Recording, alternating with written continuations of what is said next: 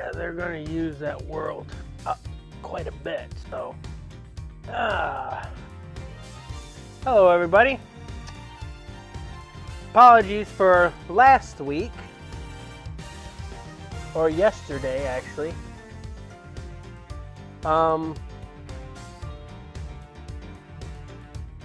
We lost our internet due to a storm, so there was no stream. Just this. So,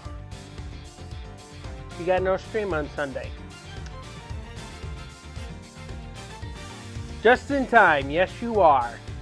Alright, Di, do you remember what happened last week?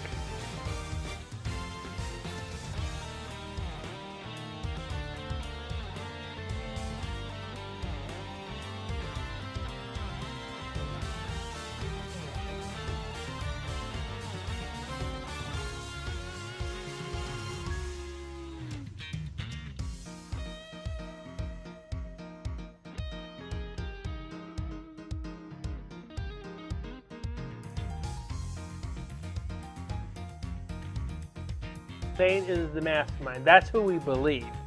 Right now we're going to be proving that he's the mastermind for all the cases before. But we also solved the case that we were investigating, and Chairman Winter happens to be the man involved with the president's assassination because he hired a body double.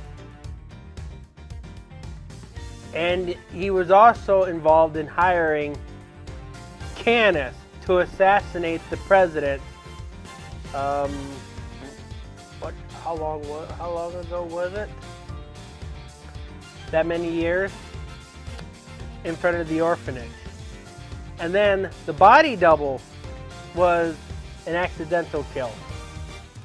So we already know who's responsible for the body double. But the actual president's murder was actually schemed by Chairman Winter. He hid all the evidence and everything, and the body double portrayed as the president. And yes, we're going to be proving that Simeon Saint is the mastermind throughout this entire game.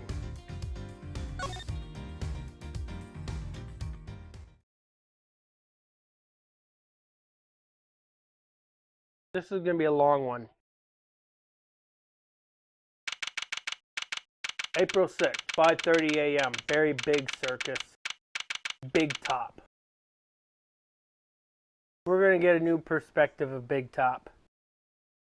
You remember seeing Big Top in Phoenix Wright's perspective in Justice for All. We're going to get a whole new perspective with Miles Edgeworth.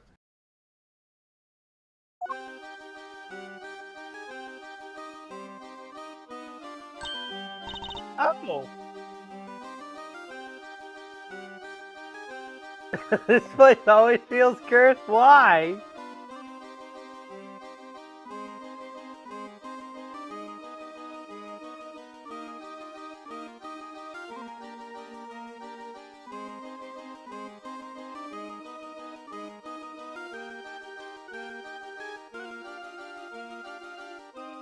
Please share, Di. Why does it feel cursed?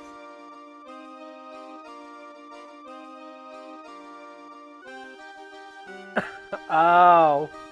Well, let's see. Regina's dad was killed. But that was an accidental death.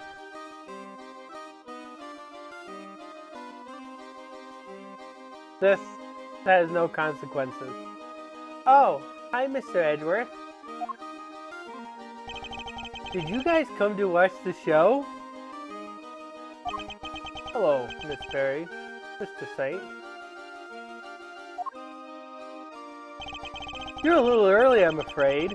We're still practicing. But I'm glad you kept your promise. The other coincidental thing about it is, Justice for All, second game in the Ace Attorney series with Phoenix Wright. Miles Edgeworth is supposed to be the spin-off. This is the second game. What's in this game?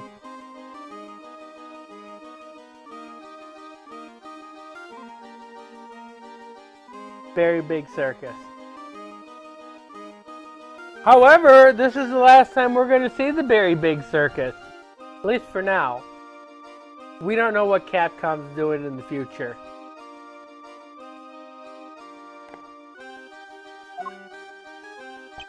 Yes, I remember you giving me this. That's so great! You're going to have so much fun! Bear in mind that this game takes place in just a few days, okay? So when one episode ends, it leads directly into the next episode. It's not something that's like it happens in this period of the month and then it happens in this period of month like Phoenix Wright Ace Attorney does. This just continues on like a book. There's no break in between.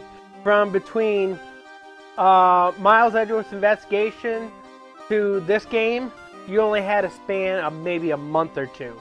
That's it. All of it takes place in 1 year.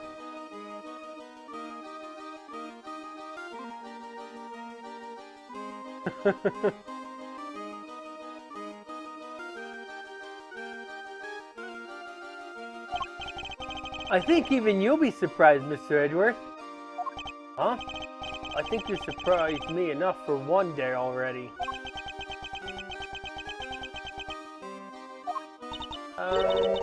What are you talking about?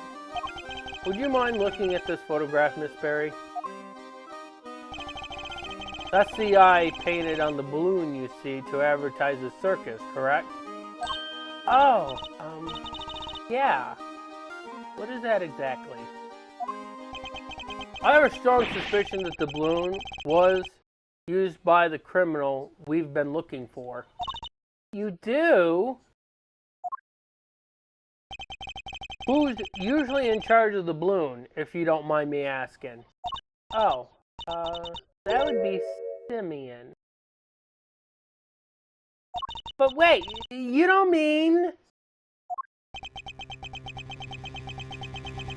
Uh-oh. Uh-oh. Mr. Saint. You're not much of a saint, are you? I don't know. I'm just staring at you with my eyes closed, with face paint, and a monkey has my hair in pigtails. You took the balloon out late that night, didn't you? Sure. I was practicing. I'm still pretty bad at flying it, so I needed to put it in some extra hours. At night? When it would have been even more difficult than usual? A strange time to decide to practice.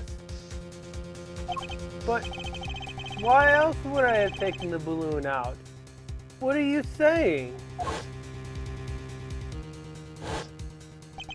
That you weren't practicing at all. You were taking an unconscious K to the top of the big building. That's something else I forgot to mention. In order to frame her for the murder of Rosie Ringer.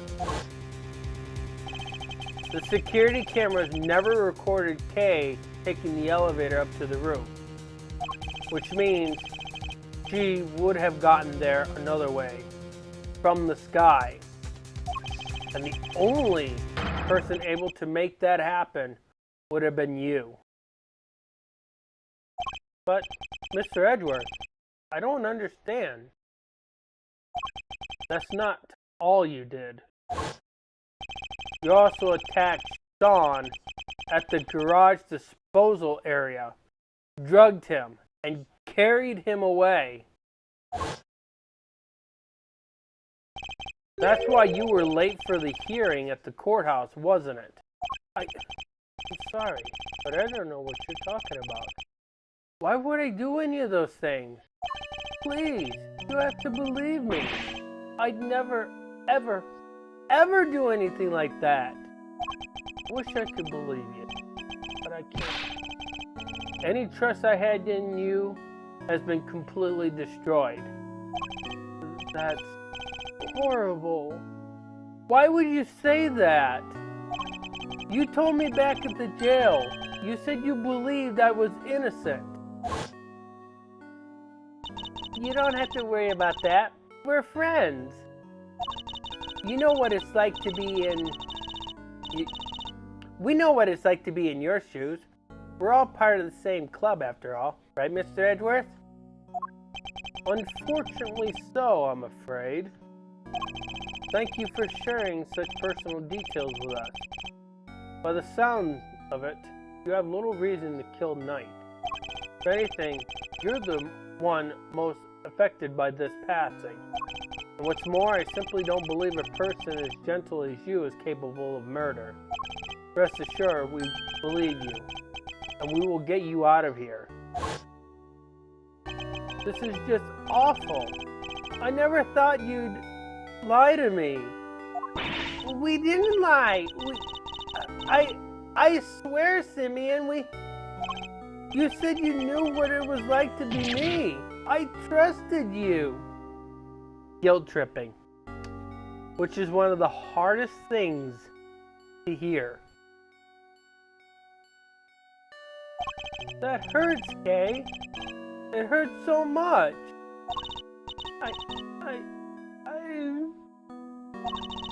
Come on, Mr. Edgeworth.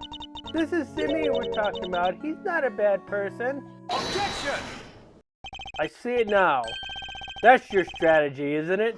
With everybody. You root out their psychological weaknesses and exploit them. And without even realizing it, they wind up doing exactly what you want them to. Exactly the behavior one would expect from the arch manipulator behind all our recent troubles.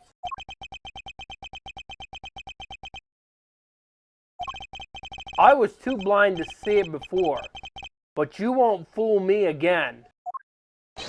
Simeon Saint, you are guilty of crimes too numerous to mention. Oh, so that's how you want to play it, huh? You always do have the courage of your convictions, I guess. You always did have the courage of your convictions, I guess. Luckily, grinding people's self-belief into dust is kind of a hobby of mine.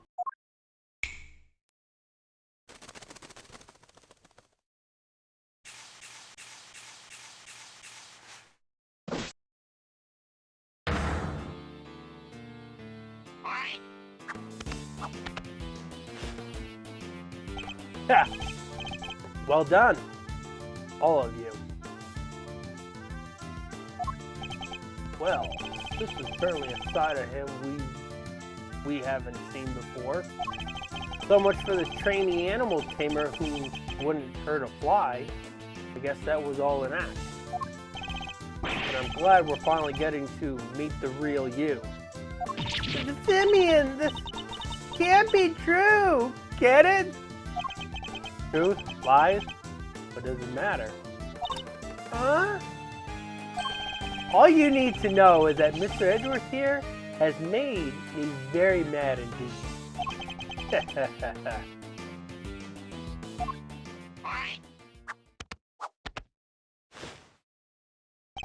And now, he's going to pay. I was just out practicing. Sure, I went up in the balloon a couple nights ago, but I was just practicing. I guess somebody took the picture when I flew by the big building.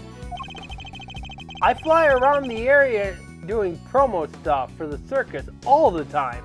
Just ask Vince McMahon. Now, nothing to see here, Miles. Nothing at all. Oh wait, I forgot. Vince McMahon is not in charge anymore. It's Triple H. So you go up in the balloon reasonably often? Yeah, promoting the circus, like I said. Is that true, Miss Berry? Well, it's true that it's Simeon's job to go up in the balloon and spread the word, but I don't know anything about this Triple H fella. I guess it's just everybody in the area would have seen him up there by now. Well, the same balloon was used in the commission of the crime.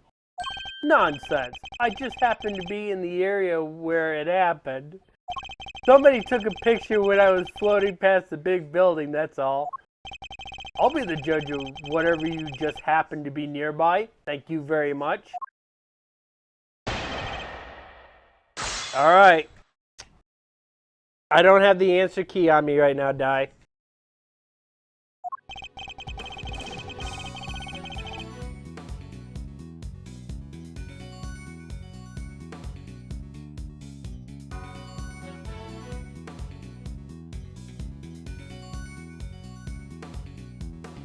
Hold it! This balloon, do you usually launch it from here at the circus? No. You need a wide open space. There's a park over by Sunshine Coliseum. That's where I usually take off from. I see. How do you get the balloon to the park to launch it? Not by hand, that's for sure. That thing must weigh a few hundred pounds. Kind of impressive that it can even get off of the ground now that I think about it. I'd prefer it if you didn't change the subject. Now, do you transport the balloon? Wow. Give a guy a break, will ya? It's not like I was getting miles off track. Sheesh. We use a truck, okay? You just load it onto the back and away you go. A truck, you say? Yeah. Last time I took it out would have been 2 days ago. That could be important. I better keep it in mind.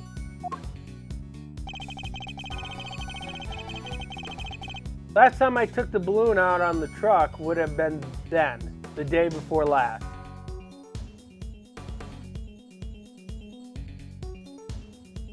Hold it!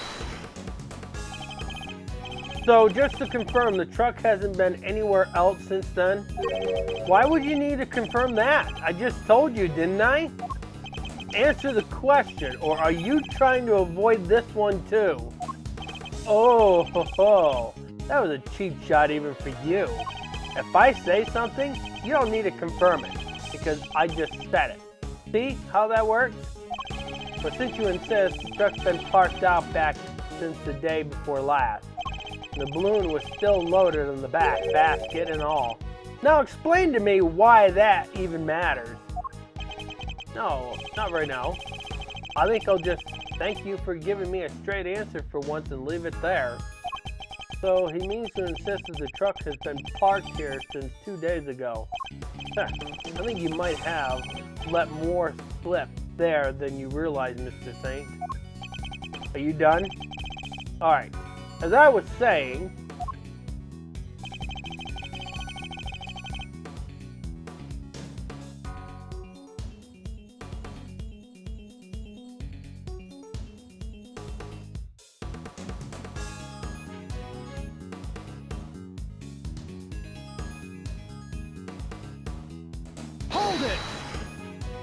so you're saying you just happened to fly past somebody with a camera too?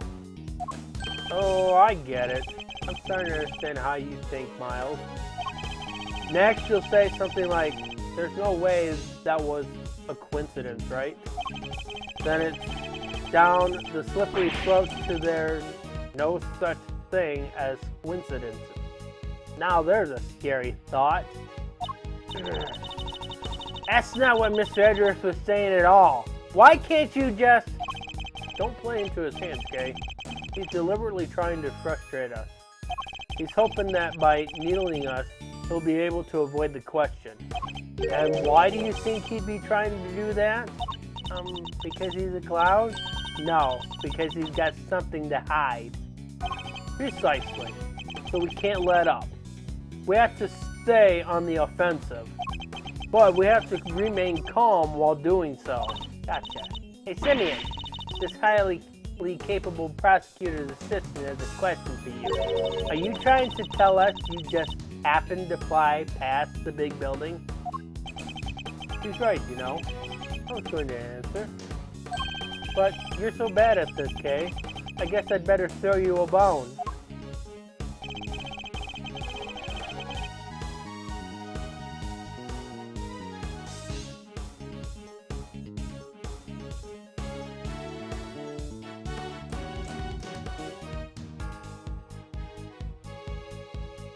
Hold it! You're in charge of both the promotional work the balloon is used for and the balloon itself. Is that correct? You don't believe a word I say, do you? But it's true. Ask the boss. Right, boss? Yep, Cindy is in charge of keeping it clean and making sure it's all working properly and everything. I don't think anybody ever even touches it except for him. Not lately, anyhow. Interesting. I think we can safely say he was in the balloon when it was photographed the other night. But if he's our mastermind, there are parts of his plan he would have had to carry out today too. Perhaps we need to dig into those a little more. Why the big silence? It's not like it's tricky stuff to process. There's a balloon.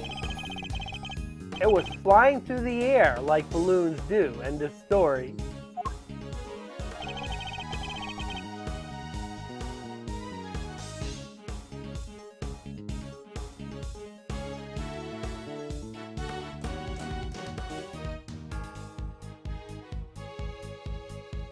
Hold it!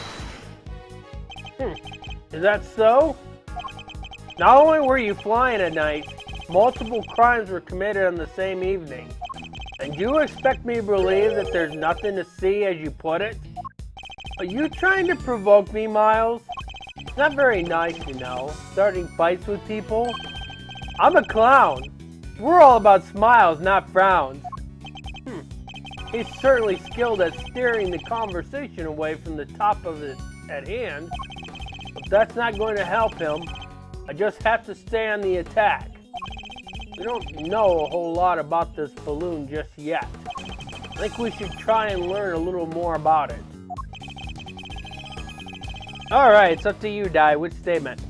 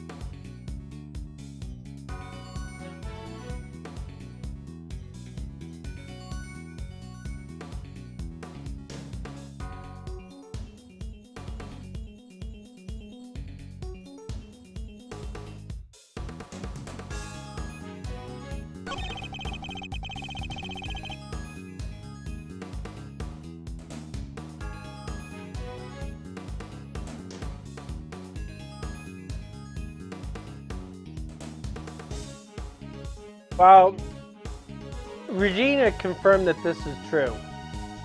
So we can't use this statement.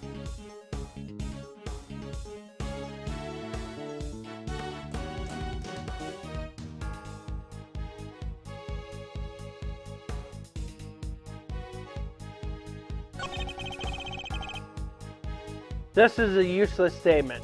We can't use this one either.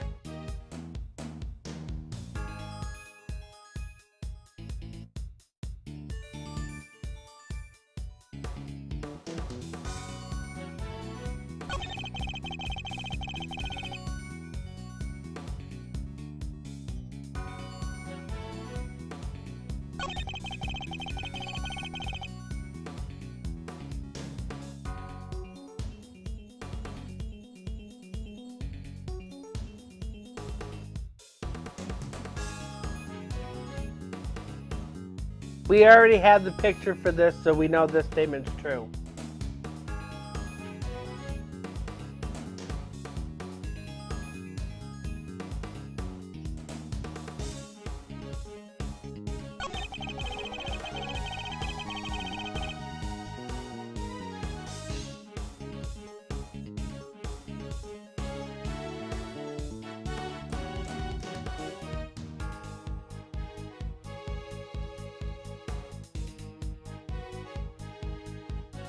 This is one of our new statements, so this is probably most likely going to be where our contradiction is. Now the question is, what's our evidence?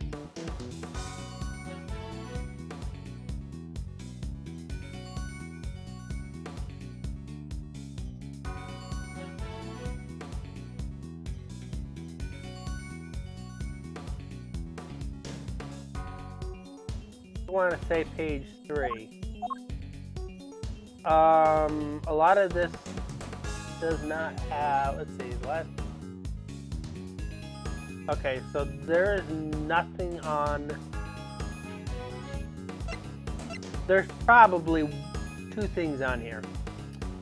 Let's see, I don't see anything except maybe this.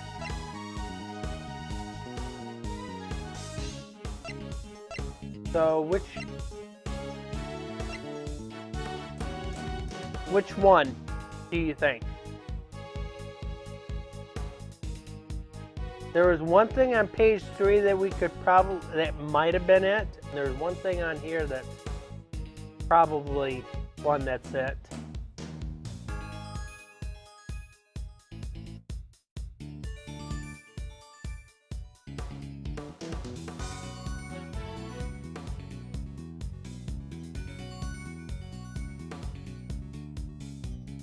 Let's see.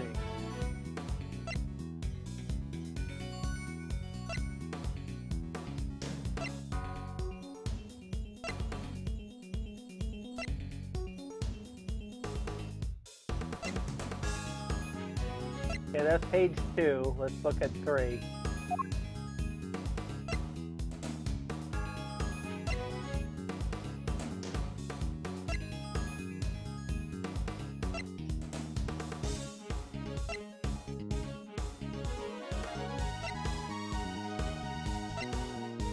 I think the bug might be a little too early to present, but this is related to the other case. This is related to another case.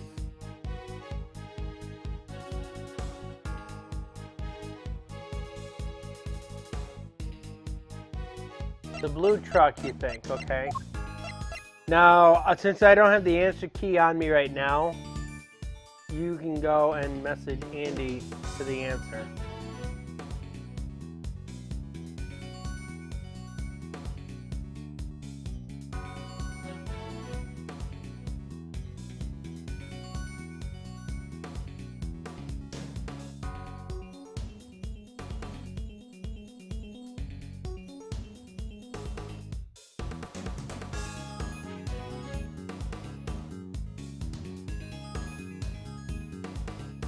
Objection!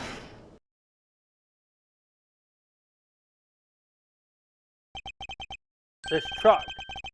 It wouldn't happen to be blue by any chance. Huh? So what if it is? We happened to see a blue truck ourselves just today.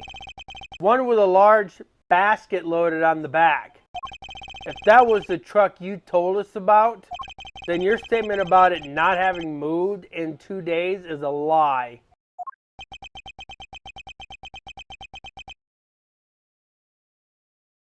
Sean was on that truck.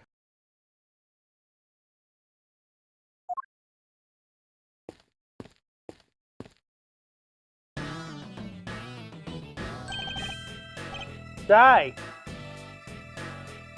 They already told you who it is. Agent Lang. Emma.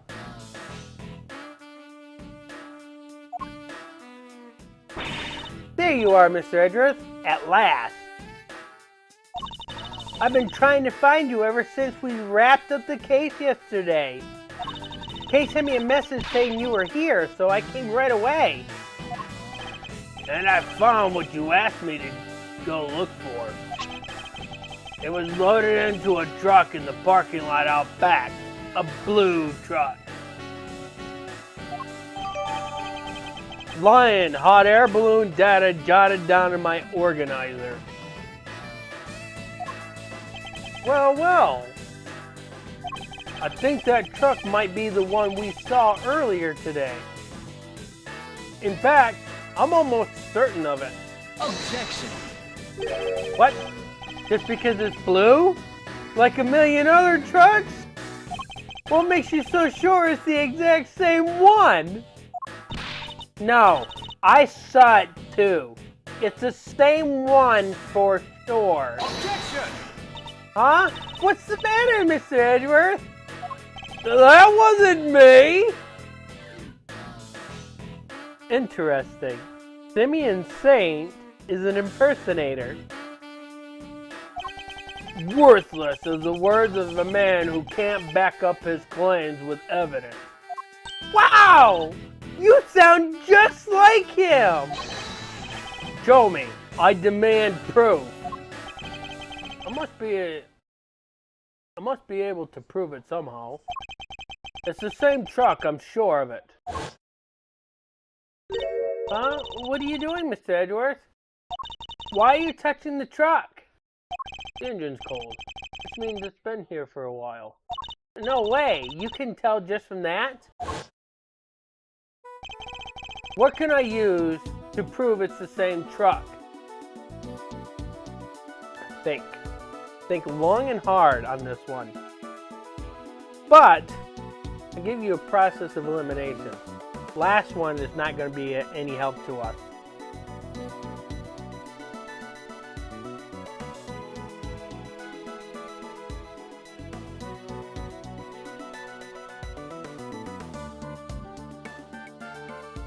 So now you got a 50-50 chance. I think that's a lot better than a 75% chance that you would get. Or that would be less, 25% chance. Well, here's the thing. Luminol tests for blood. If there's no blood on the truck, we can't test it for luminol. Yeah, you can't use luminol to test it. There's going to be no reaction.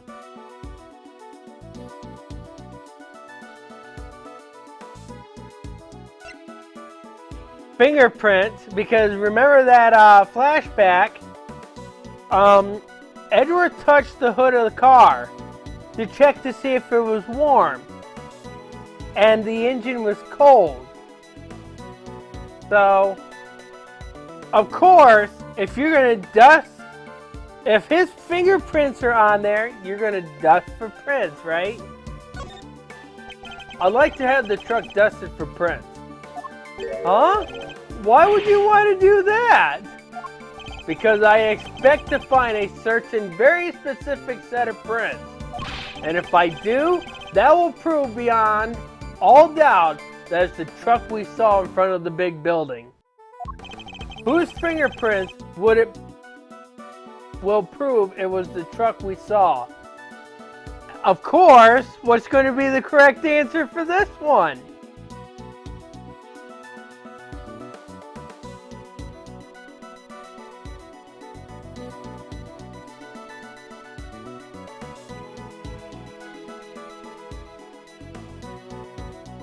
I did already say you're correct.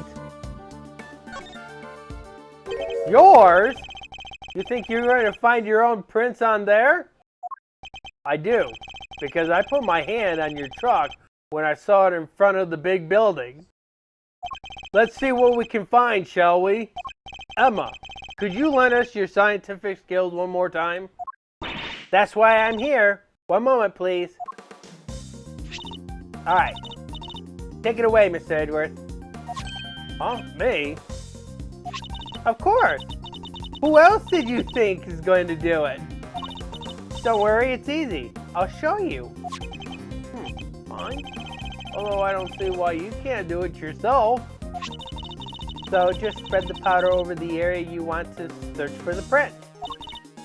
Like this. Moving the cursor around and pressing the A will allow me to dust the area with powder. It sticks to fingerprints, so once you've found one, make sure to dump plenty on it. And then blow away the excess. Blow it away? Yeah, with your mouth. Like that. Blowing with X should remove any excess powder. Alright, you got it all that. You got all that? Yes, thank you. Now to try it for real. Now if you remember, in the Phoenix Wright Ace Attorney on the, when we did it on the stream, the background was blue. This one's green. Green was the original color from Apollo Justice and the original Rise from the Ashes, so. Oh, there's no such thing as too much powder, by the way. Go crazy. No such thing as too much powder. I wonder if they're going to give me a limit, though.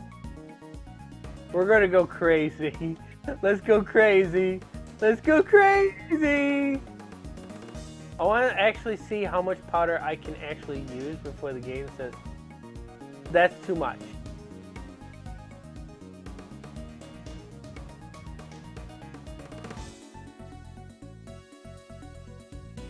I wonder, let's make this all white up here. All the way the part where we can't get the brush up there.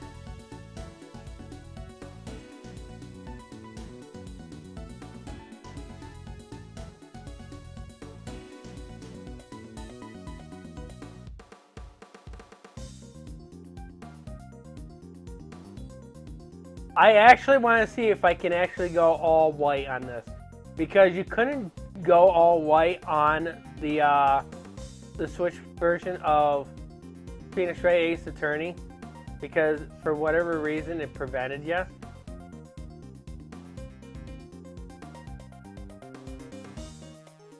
But it kind of looks like they're going to let you go all white on this.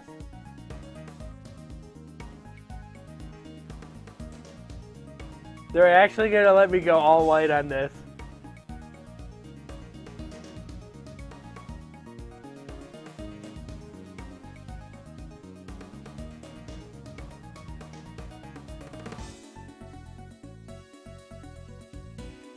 I went all white.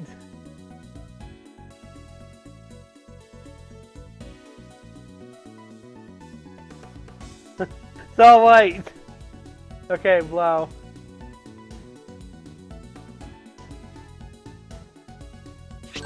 That's it! That's a nice clean print you got there. I didn't even have to use the whole screen, but I did. But if you're one of those and it says, where's the... I want to make sure I do this on the first try. Let's cover the whole screen white. I know you, Di. You're going to probably cover the whole screen white, aren't you?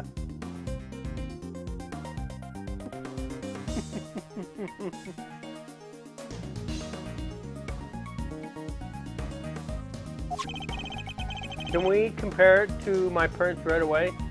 Yep, leave it to me.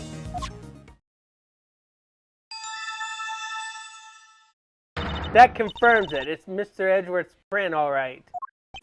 And with that, another lie is exposed. Hank?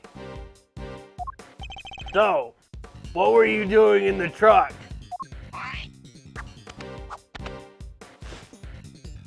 Oh, just driving around for fun, you know?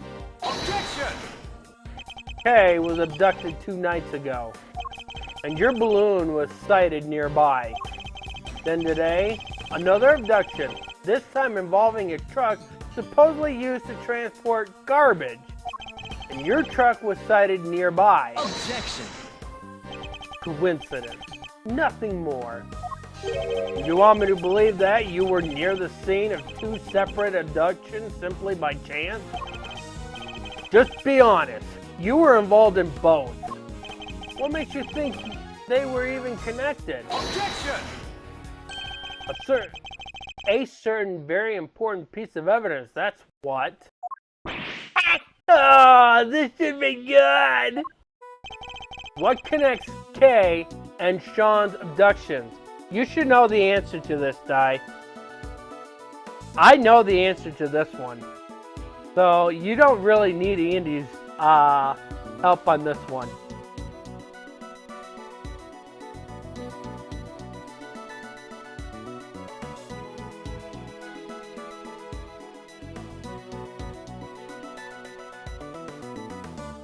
You would be correct. Take that! Kay was drugged with a dose of powerful sedative, and a bottle of sedative was found right where Sean was being held captive. The very same brand, no less. Objection! Ha! I knew you'd try something like this. So the same sedative was used. So what? Does that mean everything's connected? You know as well as I do that doesn't prove anything for sure. We must have something. There must be a piece of evidence that can tie him to both crimes. Cops, prosecutors, you, Miles. You're all the same at the end of the day. You force the evidence to fit the crime, but you flat out make it up. Just as long as somebody goes to jail. You're no different from a certain other evidence tamperer we've had this misfortune of meeting. Objection! No! I'm nothing like him. Objection! Then show me. Hit me with your killer piece of evidence. You must have one, right? No, you. We don't have anything that can tie him directly to both kidnappings. Okay. You about done, Miles? No more cheap shots left to fire? Great. Well, I have a story to be rehearsing for, if you don't mind. Objection! Hey, come on now, you two. No need to get all hot under the collar. Wouldn't you want your good looks running down your face now? Would we, me, old pal? What are you sticking your nose in for? Hey, I just sense the vibe getting a little harsh and heavy, huh? So I ought to lighten the mood. Help me out here, Kay. Lift our spirits with a little dose of that old great thief magic. You don't have to tell me twice. Okay, let me see if I can do Simeon's voice. Here goes. Objection! What are you? Take this seriously, will you? Thought you could do with somebody running a little interference for you, Miles, sir. Not the most ethical approach, I know, but again, we can worry about whether or not this is the right thing to do later. This is my last chance to try and prove a connection between Mr. Stain and his crime. Let's forget the kidnapping for now. Is there anything else that suggests that he is our mastermind?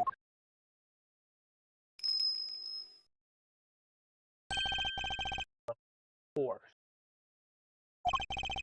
Janice was looking for our secret string puller too. The young pup, as he called him. If I could prove that Mr. Saint was the same young pup, perhaps. What evidence do I have that might point to him being involved behind the scenes? What do you think, Di? There's got to be something that proves that he was part of this.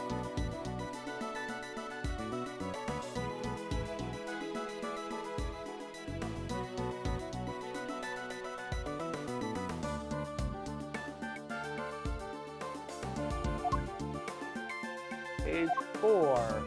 I do see one thing that we can use on page 4.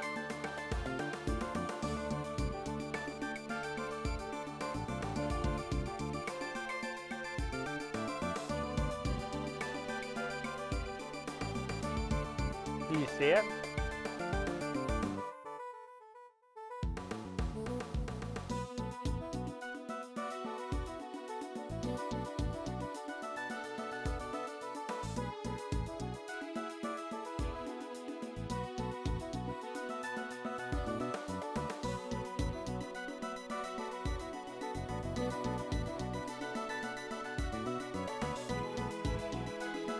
Is that going to be the spire?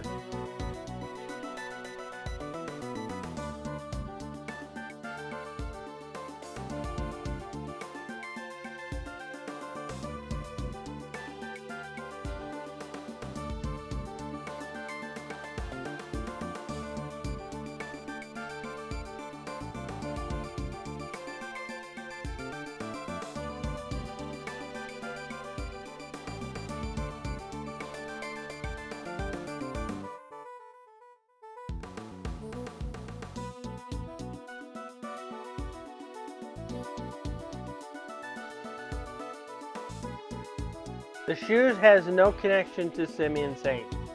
The shoes were part of that assassination with the president.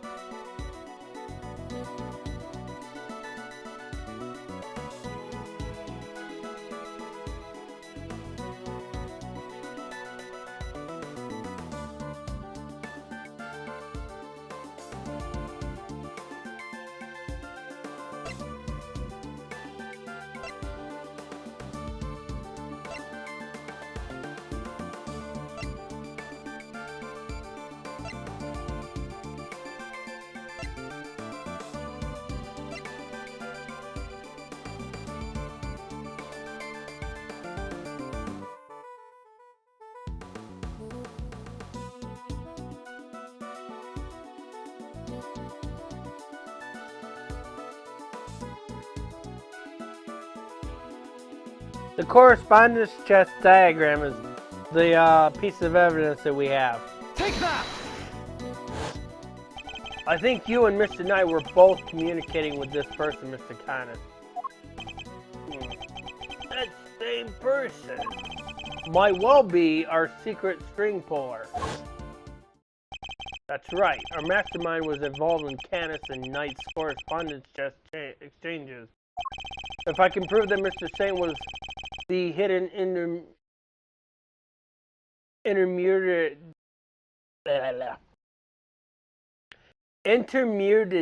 between the two of them. That still did not come out right. Your diary. Alright, that's enough. This is getting painful. You don't have anything. And I have to practice for the show. So if you don't mind. Objection! Thank you, Mr. Fender. I can take it from here. And I can't take any more of your interventions. Ooh, just look at that face. Yeah, I like it. Mazzarino's back in the game for sure. I'm Simeon, the funny clown. Look at me. I'm juggling. Okay, you can stop now. Mr. Saint, you're a fan of chess, I take it. Huh? Where did this come from? Chess? Sure.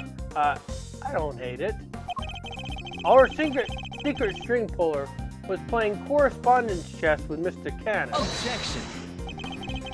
Thought Bronco was the one playing chess with Canis. You're saying he was your so-called mastermind? Objection! No, it wasn't him. Whoever it was went on manipulating events even after Knight's death. Take a look at this letter, if you would. Who do you think could have written it? I believe it was a person who had inserted themselves between Mr. Canis and Knight. You think that person was me? Why would I go to all that trouble? That's crazy! To make it appear that the two men were connected and communicating directly with one another. The very fact that led Fife Lagarde to murder him. What? You're saying he set that up to try and get Mr. Knight killed? Objection! Listen to yourself.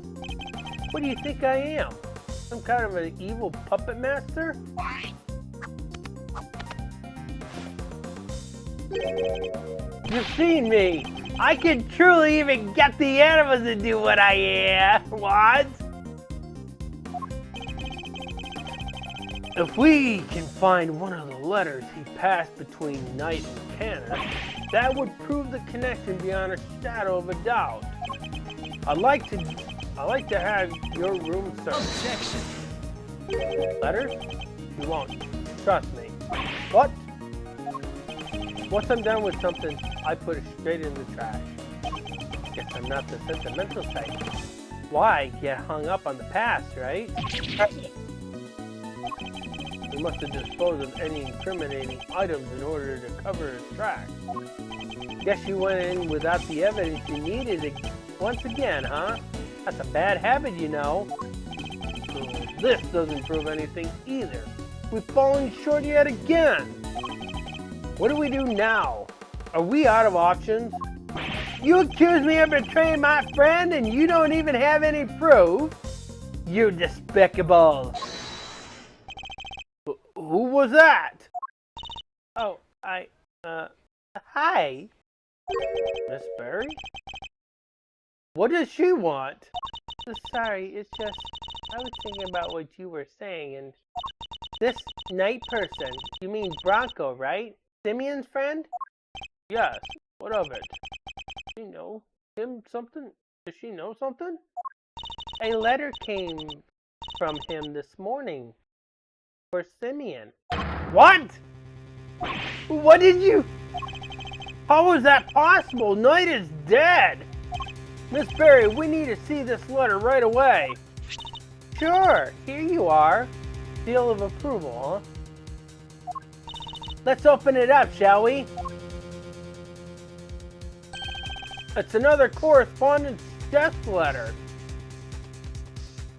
This one was handwritten by Bronco Knight himself.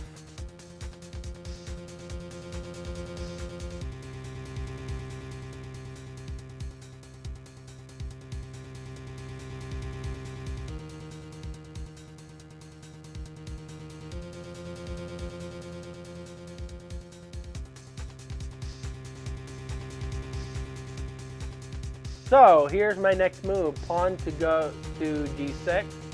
Can anybody smell checkmate? Can't wait to see your face when you lose. But you were never going to beat me. Not at chess.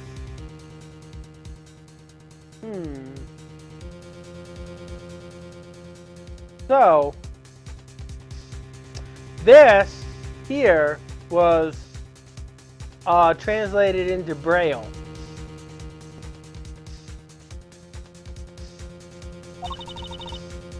The next move for the game with Mr. Canna. Can anybody else smell checkmate? Can't wait to see your face when you lose. But you were never going to beat me, not at chess. It's postmarked the 26th of March, the day before Knight died. I guess it must have gotten held up en route. Well, we do move around a lot. It's part of being a traveling circus. Our mail arrives late all the time. Interesting that it's addressed directly to you, Mr. Saint.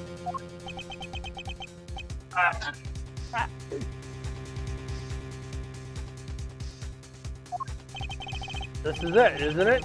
The proof we needed that you were the one felicitating Mr. Canis in Knight's game. One of the letters you would have transcribed into Braille in order to create the illusion that they were somehow connected. Curse you, Bronco! You're still getting in my way even now? I hate you! I hate you! Simeon, how could you? Mr. Knight was your only friend! We weren't friends! I stopped thinking he was my friend 18 years ago. Right around the time of the IS-7 incident? In other words, I nearly froze to death because of him. I was just about to head out and meet my dad at the contest, but then Bronco showed up. He pinned me down and tied me up. He was crying the whole time, whining on and on. I'm sorry, but my dad says I have to do this. And if I don't do what he says, he's so scary. Stop it, Bronco. Stop it. I have to go meet my dad, I promise. If I'm not there to taste his candy for him, he'll be so upset. He needs me. If I don't go, he won't be able to show everybody he's the best in the world. But no. He locked me in that car with him. And the two of us nearly died. He thought he could get out. But when he tried the door, it was frozen shut. We were trapped. And that's how I lost my dad. What? You lost your dad? Yeah. Bronco's dad killed mine. He was the son of a murderer. Well, we know the true story to this. What does he mean? That doesn't match up with what we know at all. Simeon. The victim in the IS-7 incident was a guy named Artie Frost. Yeah, that was my dad's name. My memories got kind of scrambled that day. What little I remember was pretty mixed up. So I didn't find out until later that my dad was murdered. The murderer was a man named Carmelo Gusto, a confectioner. Really? I never knew Bronco's father's name, or maybe I chose not to remember. Just thinking about the sickle that killed my dad turns my stomach. Mr. Saint, are you sure you didn't know the name of the murderer until just now? Do you think I'd just sit on it if I did? No. I'd have reported him to the police straight away. All I knew was that Bronco's dad tricked my dad. And that's how I knew my dad was the one who was killed that day. Bronco was a traitor. He helped his father murder mine. He was the son of a cold-blooded killer! He deserved to die! Objection! I'm sorry, Mr. Saint, but you've made a mistake. A big one. A mistake? What do you mean? Artie Frost was a sculptor. He'd been working in France not so long before the murder, under the name Paul Halleck. So I hear. I don't remember anything about that. Wish I could. Well, I'm afraid it's only natural that you don't, because he wasn't your father. Huh? Is this your idea of a joke? Well, it's not funny, not at all. You're right, it's not. But you need to know the uncomfortable truth. This piece of evidence proves that you're not Artie Frost's son.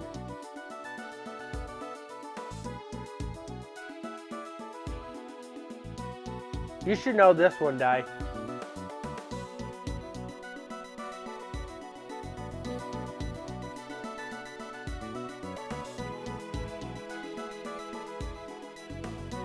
Not going to be on page 2.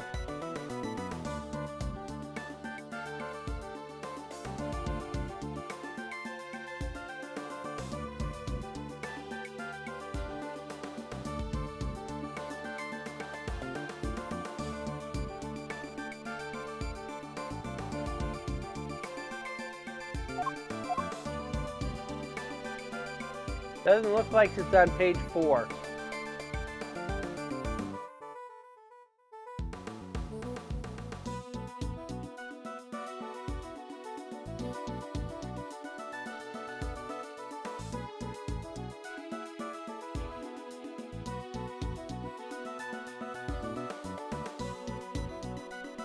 Page 5 is just a balloon.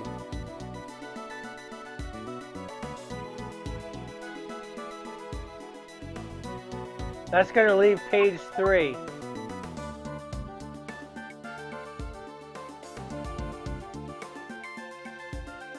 Yes. What on page 3 is going to be the correct answer?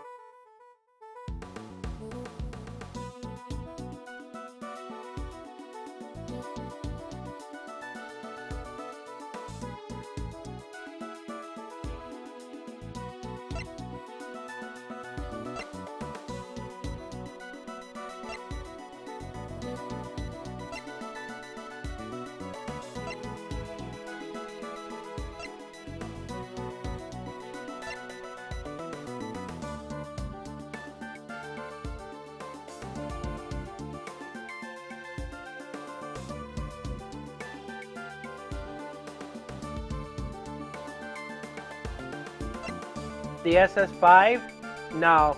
This was about the kidnapping. Technically, the assassination of the president.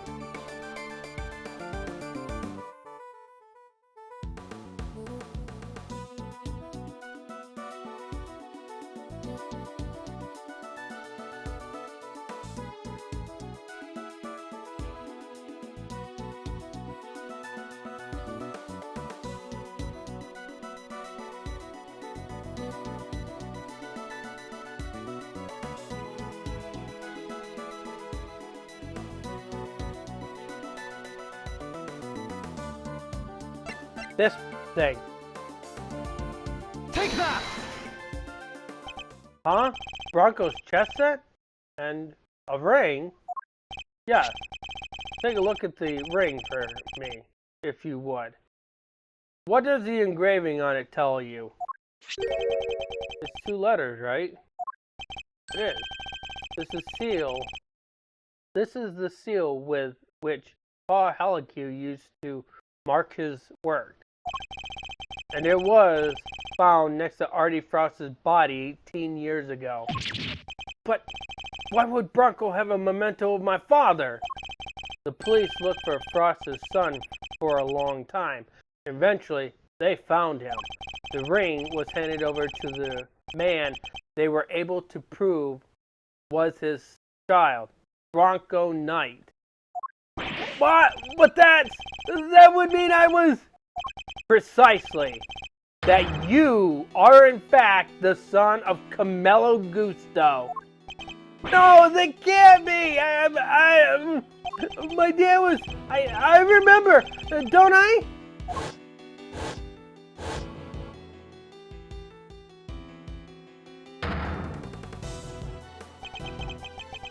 Bronco tied me up and locked me in that car. It was his fault I lost my dad. He deserved to die, didn't he? No way. So I get to see your circus thing even though I'm in jail?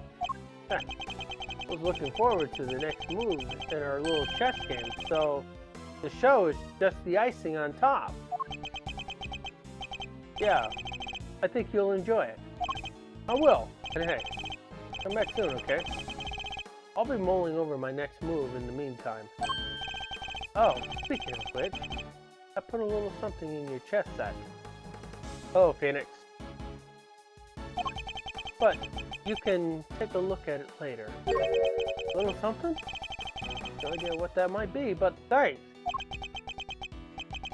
If you hadn't detained me 18 years ago, it wouldn't have had to end like this. Huh? Did you say something? Me? Oh, it was nothing. Goodbye, Bronco, and farewell. I did all that, and now you're telling me that it was my father who killed Broncos? Then what was all this for? I didn't want to wind up dead too. I didn't want to be weak and vulnerable.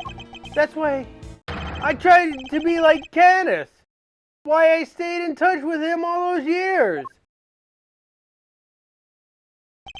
And there we have it. The truth at last. Mr. Saint, you were Mr. Canis's correspondence chess partner. And you were the one manipulating events this whole time.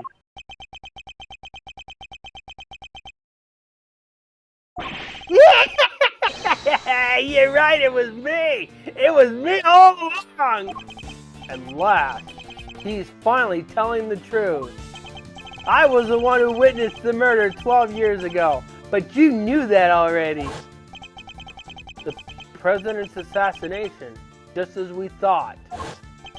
Which means he's the one who drew that picture. And they knew it too.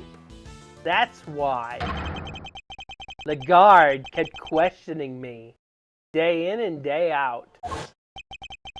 It got so I couldn't face what I knew the next day would bring.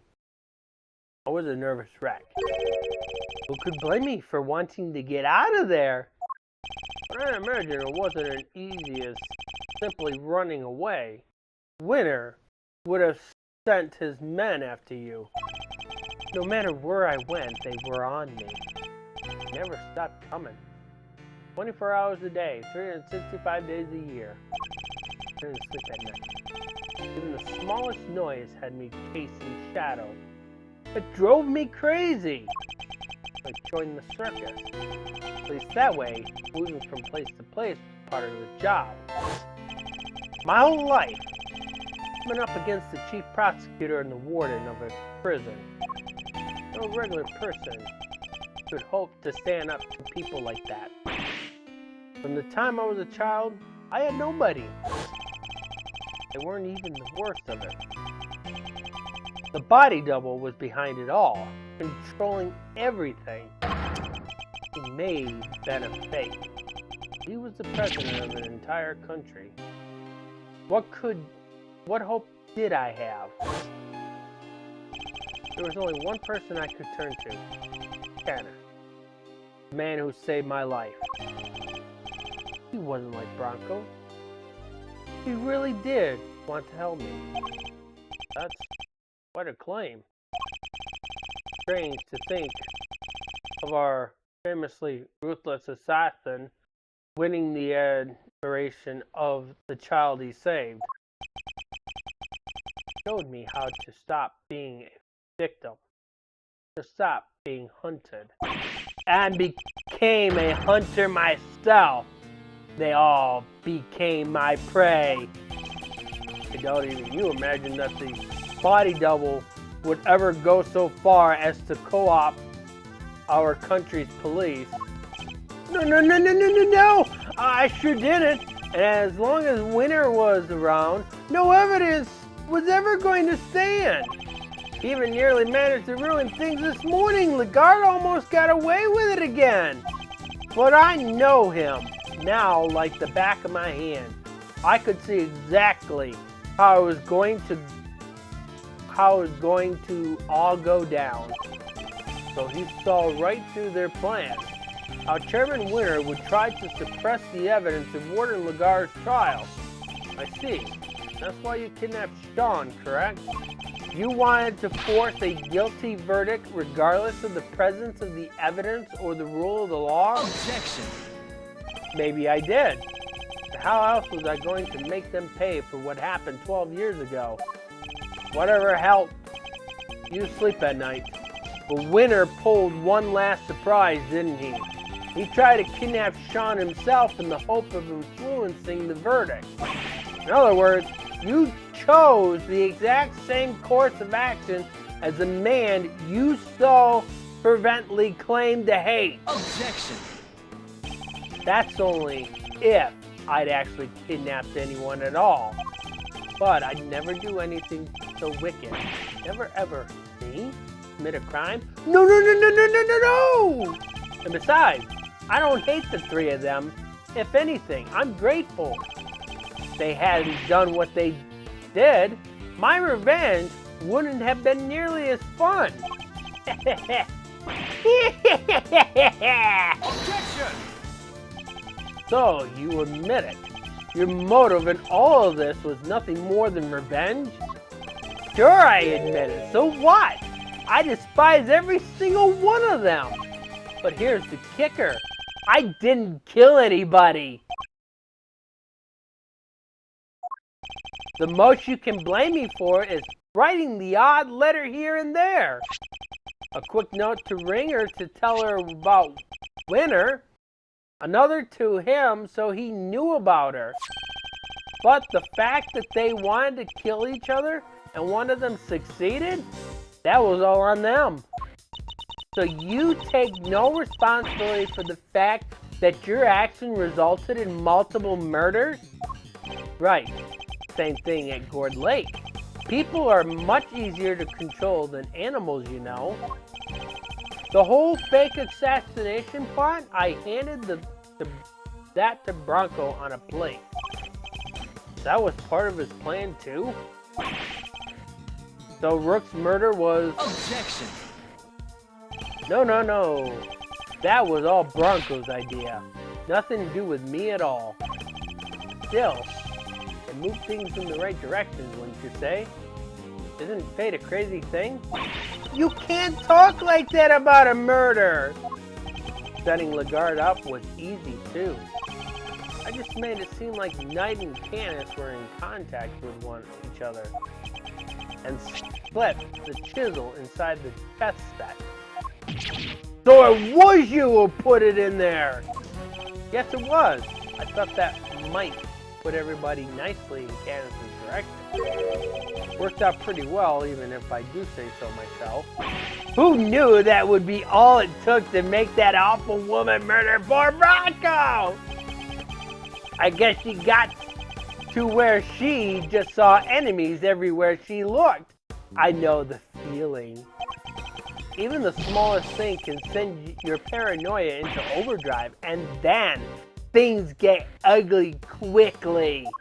I had a front row seat for the whole show. You were the last piece to be put into play, of course. Who? Me? You saw both cases and finally brought down Winter and Lagarde. I guess you could say your powers of deduction were the weapon that put an end to them both. Objection! I didn't solve those cases for your sake. Sure, you didn't know you were doing me a favor. You were just playing at being an attorney for a little while, right? What did you say? All I had to do was cower and say no a few times. And you rode to my rescue like the hero you are. Was getting arrested part of your plan too? No, that wasn't something I expected. I have to admit, I never thought they'd take the chisel for the murder weapon. That was a real plot twist. Made my blood run cold for sure. But then, who should come through with the turnabout to the end of all turnabouts? The greatest legal mind of his generation! My knight in shining armor! I bet it felt pretty good saving me like that, huh? You ought to thank me, you know. I don't do that for many people. You're wrong!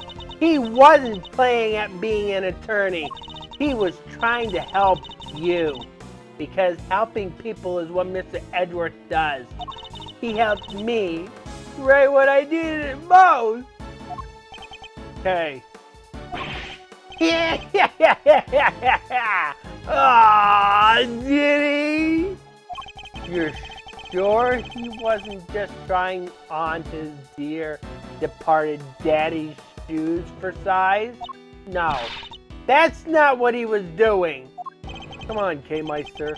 Don't let this clown get you down. He's projecting, plain and simple, painting other folks with his own grubby brush.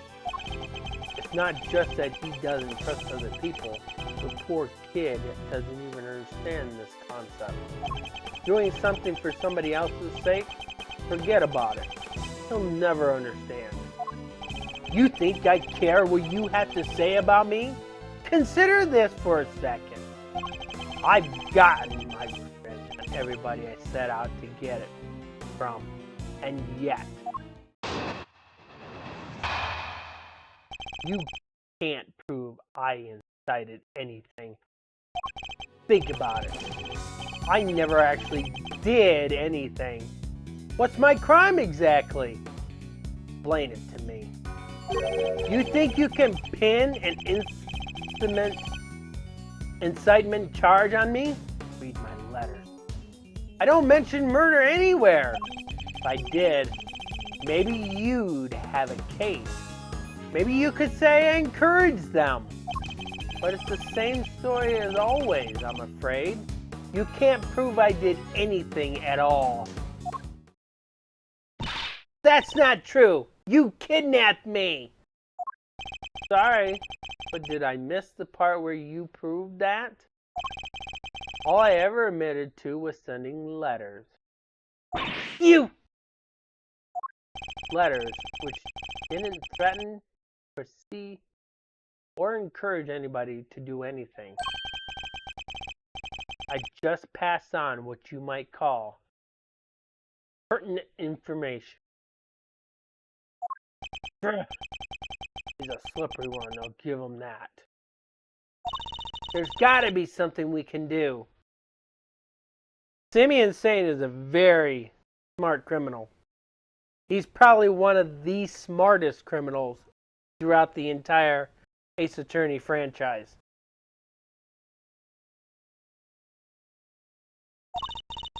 What about this?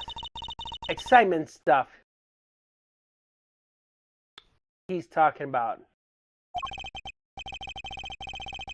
incitement, okay? It means to encourage or direct another person to commit a crime. In the eyes of the law, it's seen as equivalent to committing the crime itself. So then we just need to prove that he told them to do it. You say that like it's going to be easy. Guess maybe you're not so big on due process after all. He would have made a great attorney or a prosecuting attorney because of what he's saying right now. You think you can make me carry the can for murders I had nothing to do with? Think again. I don't even have to talk to you if I don't want to. In fact, why am I still talking to you? I can think of one reason. The tent is surrounded. There's nowhere left to run. Really? You don't think I planned my escape too?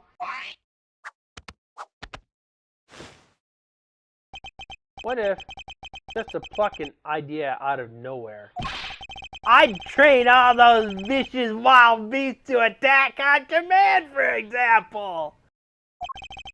All I'd have to do is say the word, then sit all off stage in the chaos. What? You wouldn't? I'm just spitballing. But you'd pay to see that, wouldn't you? I could just as easily take Sean hostage with the gun I may or may not have in my pocket. Yeah, you know what? That would make for a killer show! You would do no such thing. It's hard to know what lengths he might actually be prepared to go to. But knowing what we know about him already, we have to be prepared for the worst. Fine, I'll humor you. But once the curtain goes up on this little performance, it better be a lively one. Bore me. And we're done here, alright? Let's see if you can keep it entertained, shall we? Uh-oh. You remember some of those testimonies that you pressed in Phoenix Wright Ace Attorney? That when you press them, you get penalized for? you're going to end up having to deal with this too.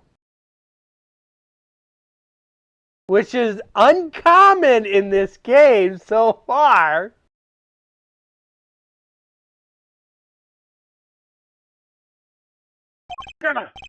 He's not going to give me an inch. But there must be something we can do. We can't let his crimes go unpunished. So instead of pressing him on every statement, there are certain select statements that you can press. So if you want to ask Andy which statements are safe to press, you can go ahead and ask him which ones are safe to press. Okay?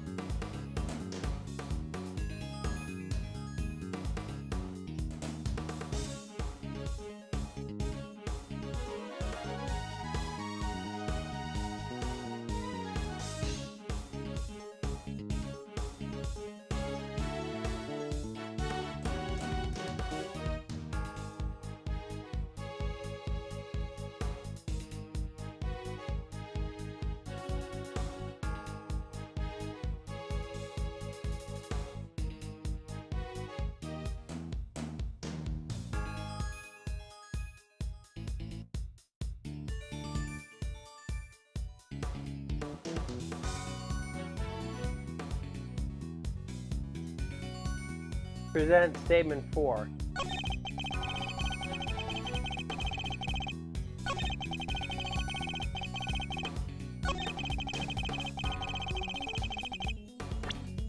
Okay, so now now you have to pick the evidence.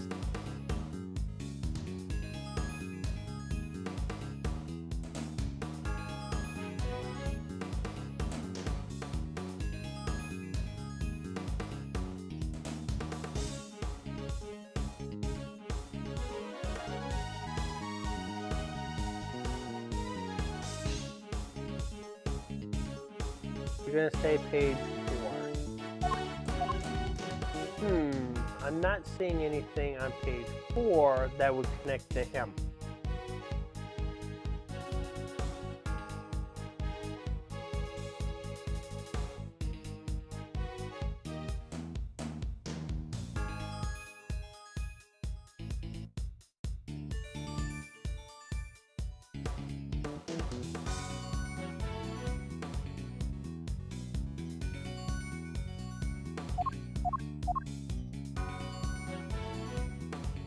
So we already used the truck, so the truck isn't going to be helpful in this situation.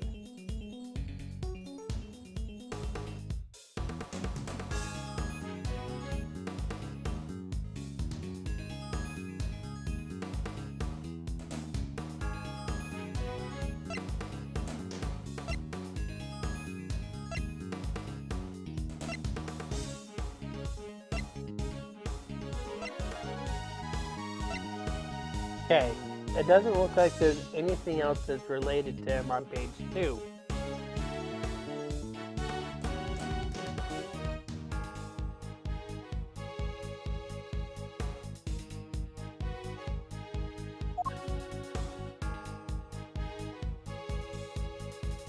Well, there is one thing on page 3, but I'm not entirely sure if that's going to be usable.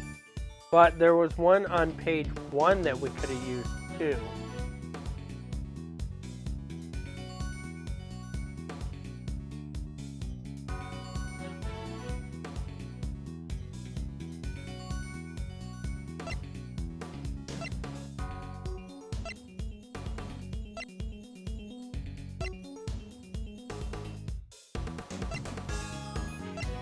Okay, those are the what's on page 3.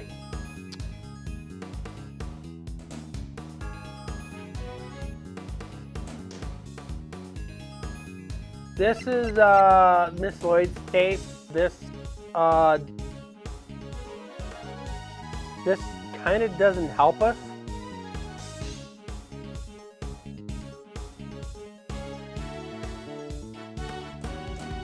But it's related to 2 other pieces of evidences, though, as you can read. A recording of signals that were intercepted from the bug that was planted in Kay's pin. So there's 2 different types of evidence that's related to it.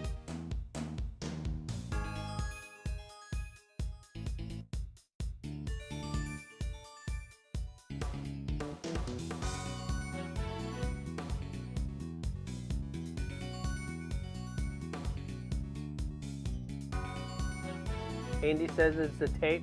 Okay. Objection!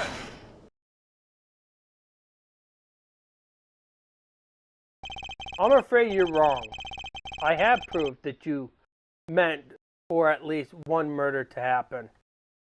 Because you said so yourself. Yeah. There's something I need to tell you. Truth is, I was the one who made big, bad Chairman Winter kill little Miss Cozy Ringer. What? I said that? Weird. I don't remember. I know you think you can worm your way out of everything, but this time you're wrong. I am? Yeah, because our conversation was being recorded by somebody intercepting the signal from the very listening device you planted. It was... You got your conversation with the con here on tape? That's what you're trying to tell us? No! Lang Z says, a schemer's scheme will swallow him in the end. Boy, could you play us the tape, please? You bet I can. Got it. It was this part right here. Mr. Edgeworth, that's Judge Gavel's cell phone. Who is this? You're the one who abducted Kay. I can't hear, Mr. Edgeworth. Sorry. Right around here. I was surprised as...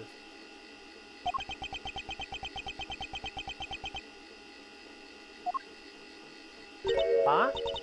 That's weird. Is something wrong, Miss Lloyd? I'll say. Seems we maybe didn't quite catch the next part on tape, huh?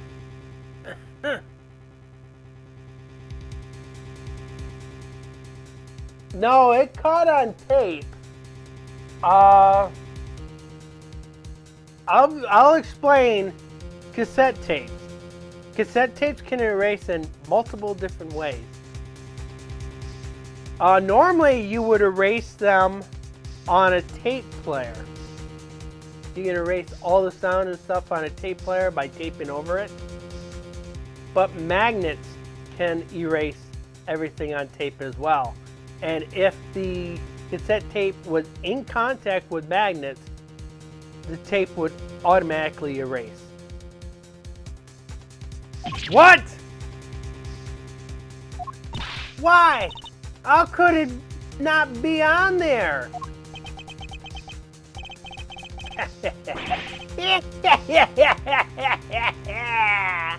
Oh, poor baby. You think I'd leave myself wide open like that? Well, think again. There's something a little special about this bug, you see. It can be turned on and off remotely. What? I never knew they make those. Remote control bugs? Sure they exist. But, so you switched it off to avoid being recorded? Bingo! Objection! But how? You would have had to know you were being recorded in the first place. Objection. And I did. Of course I did. It's so obvious that someone was eavesdropping, and that's because Miss Lloyd wasn't? He knew about the prosecutor's kidnapping without any prompting. No. You heard the whole conversation? I did indeed, old pal. But I must say, I thought you would have figured it all out much sooner. You're supposed to be a genius prosecutor. Now, where were we again? Oh yeah, the part where you couldn't prove incitement? It was game over. Ah, well. Ah, shut. So my tape ain't gonna be of no use. Nobody at all, after all. Come on. I must have recorded something you can use. Only that was true. Hey, K-Meister. Yeah? The old bugaroo. It was hidden in your pin that whole time, right? That shape. Another thing loose from the old brain tree. I don't know. Give me a sec to think. You're the only one who's being directly in contact with him before. Objection!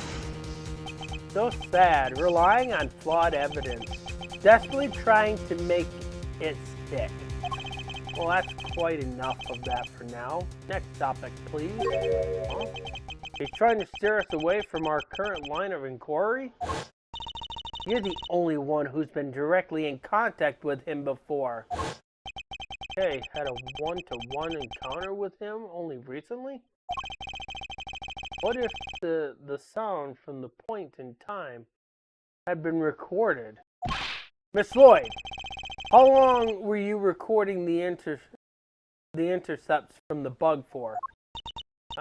Started about, let's see now, 2 nights back? In which case, during which time or frame would we be likely to find Mr. Saint's voice on the tape?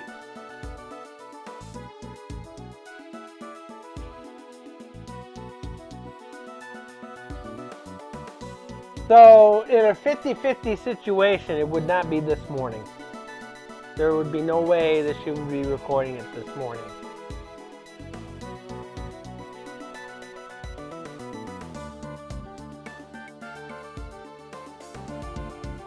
Two nights ago, Mr. Saint abducted Kay and took her up to the roof of the big building 2 nights ago. What if there was a recording from around that time? Miss Lloyd, quickly, play us any tape you have from the night before last. Huh? Oh, sure thing.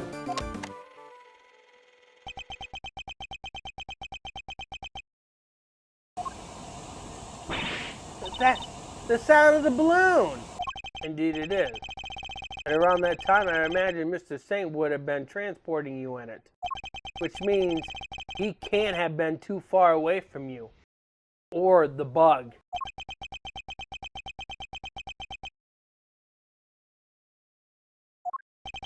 Is there anything else on the recording, I wonder?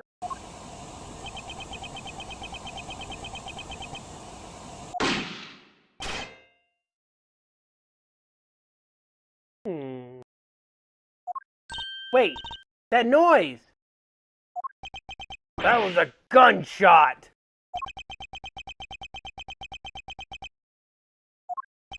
You turned the bug off then, too, it seems. Unlikely for you, you were a little late in doing so. There's no escaping it now. That gunshot ties you directly to this case. Huh? What are you talking about? Nobody ever even mentioned a gun. He's wrong. Somebody involved with this case discharged a firearm. I just need to remember who it was and present that piece of evidence that proves it. Which piece of evidence shows that a gun was used in an incident related to this case?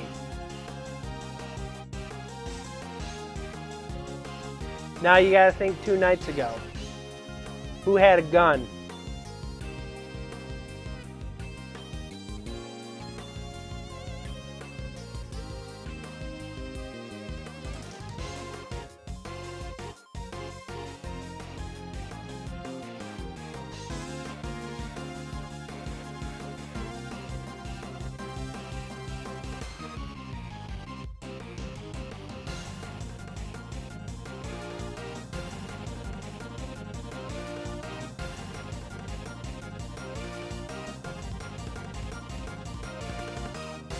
You want me to go through all the evidence, don't you?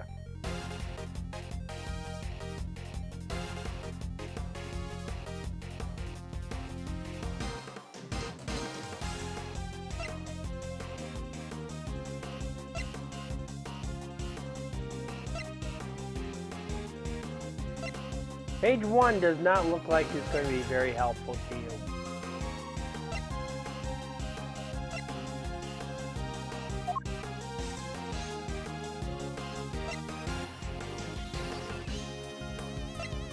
Something on page 2 might, though.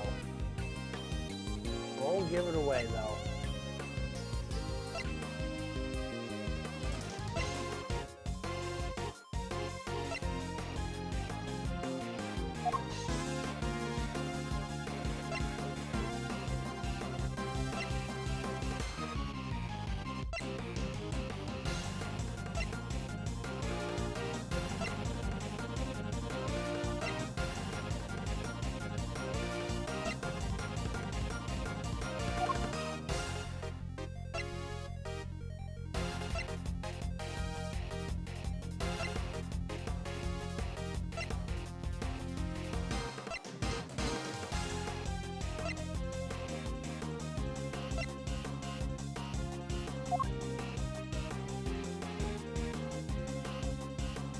Okay, that's all of them die.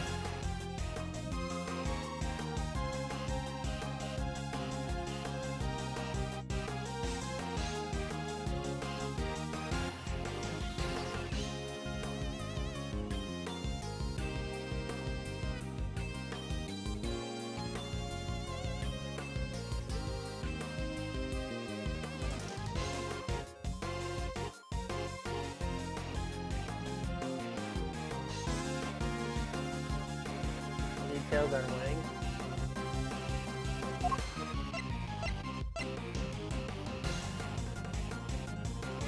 The autopsy report.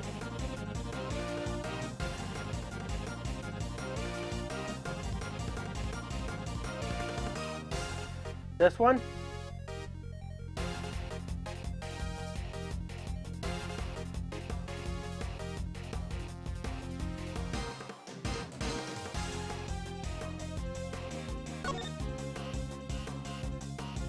Gunshot residue detected on right hand. Flicks of yellow substance found stuck on clothing. Identified as Lion Lily pollen. Death was due to full body contusion and bone breakage caused by extreme pressure from above. And that's the crime scene photo. There you go.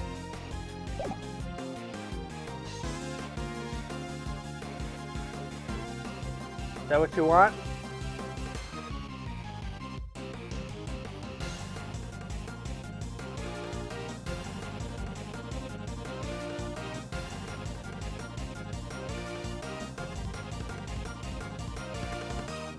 Take that!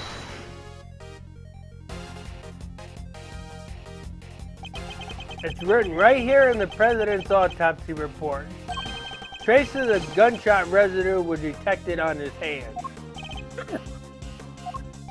And where was Kay when the gunshot was recorded? That's right. She was in the balloon, being taken by you to the top of the big building. However, the roof wasn't as deserted as you needed it to be. Yes, I was there with the president. Wait. Not long after we started talking, he noticed something and told me to leave. And if A gunshot rang out shortly after that.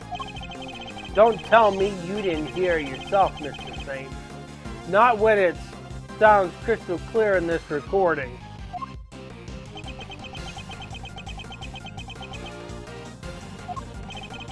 You're just going to pretend to ignore me?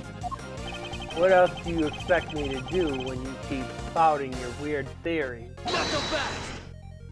We didn't just hear a gunshot on that tape. Continue. If you listen carefully, you can hear the bullet hit something too. Could the president have been aiming at Mr. Saint? What would the bullet have struck? Something metal.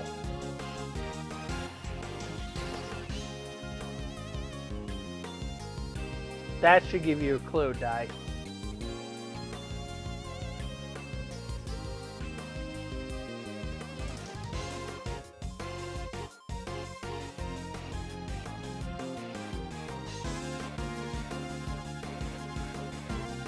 I don't think page 4 is going to help us.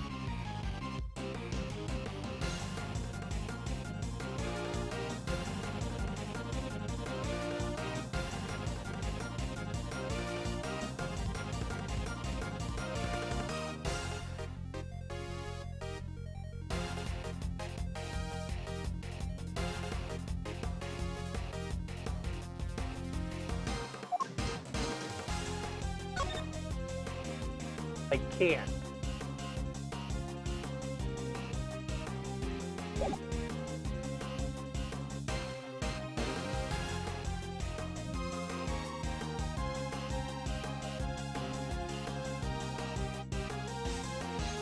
But this would probably be the correct answers, right? To this one. Take that! I think the president was firing at the balloon. And if he was, what we heard on the tape could have been the bullet hitting the basket. Let's take a look and see, shall we? Now we can actually take a look. So here's the propane. There you go.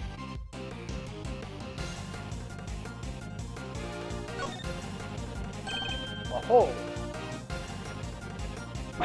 with a bullet stuck in it. There's a bullet in the bottom of the basket. I'd call that pretty conclusive proof. Line hot air balloon data updated in my organizer. Well, Mr. Saint, how do you explain not just the sound on the tape, but the accompanying bullet hole? You see everything, don't you? Pretty impressive, I have to admit. I doubt there's anything I could hide from you if you really wanted to find it. Just shut up and confess, will you?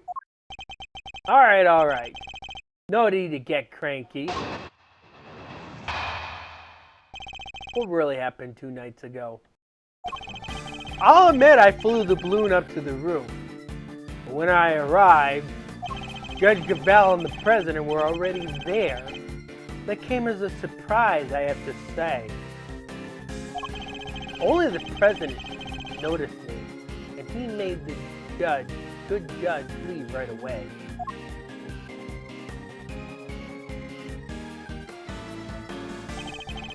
Then he pointed his gun at me and fired.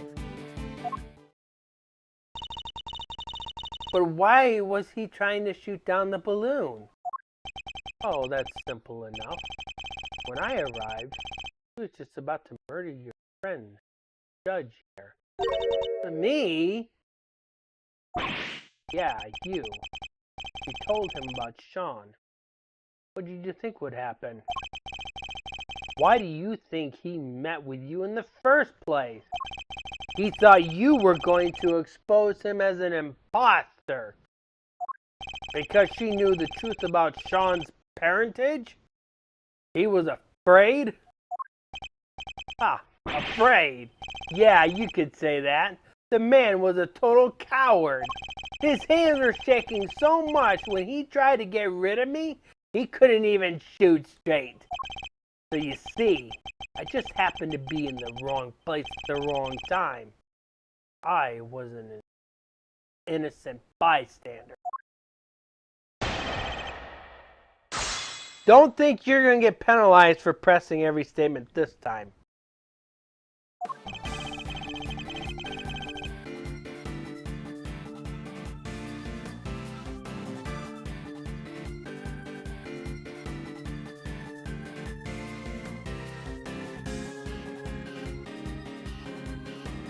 Hold it! Around what time would that have been? Just after 11, I think. That's when you and your pal went up to the roof, right, Your Honor? Yes, it was.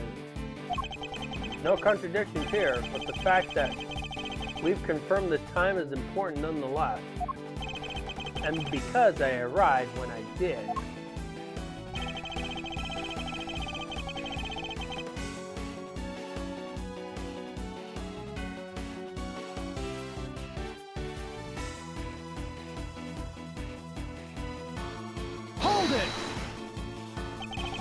So you didn't expect to find the two of them there? Of course not. Why would I? But it's lucky I got there when I did. We all know what would have happened if I'd been any later. He was just about to try to kill you, Gavel. You really didn't suspect a thing. I'm afraid I did not. I had no idea. Maybe you shouldn't have blabbed to him about the kid. Did you ever think of that? That I was merely trying to... What kind of a mother are you? You're lucky he didn't kill you and then go after the boy. Objection! On your opponent here, not Judge Gavel. Now leave her alone and tell us what we need to know. Don't worry, Your Honor. I'll take it from here. And you're dead, Mr. Edgeworth? This is Sean. I trust that you will look after us both. And I pray that the goddess of justice will watch over us all. Your precious goddess didn't even warn you there was a balloon right behind you.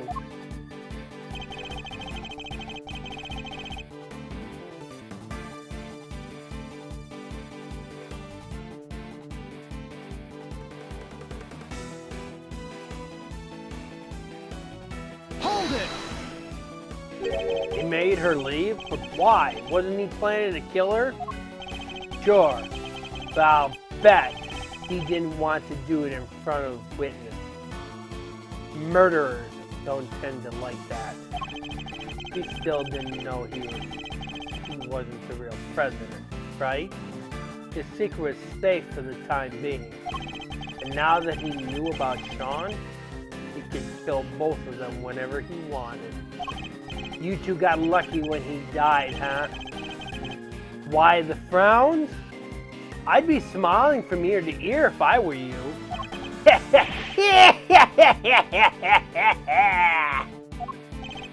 I don't think anybody will be smiling until this matter has been cleared up once and for all. So please, continue if you would. Your wish is my command. Where were we? Oh yeah, the coward of a fake president. I guess a witness suddenly appeared in the sky must have shaken him up pretty badly, and he panicked.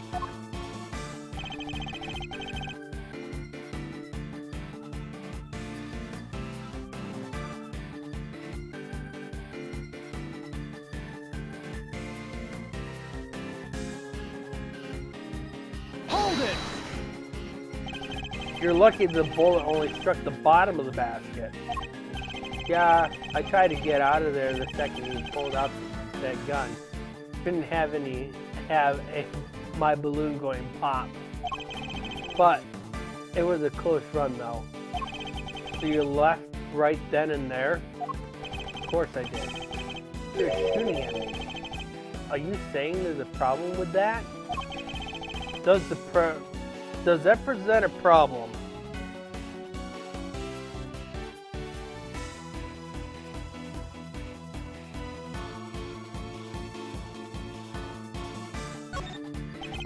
In the end, you managed to leave Kay there up on the rooftop. Which means you didn't actually leave the vicinity, did you? Oh yeah, I guess I forgot to tell you the next part. After he shot at me, he escaped through the hatch to the 51st floor. I hung around a little longer to make sure the coast was clear, then I landed on the roof. Would you mind appending that statement to your testimony? Makes no difference to me. After he shot at me, he escaped through the hatch to the 51st floor.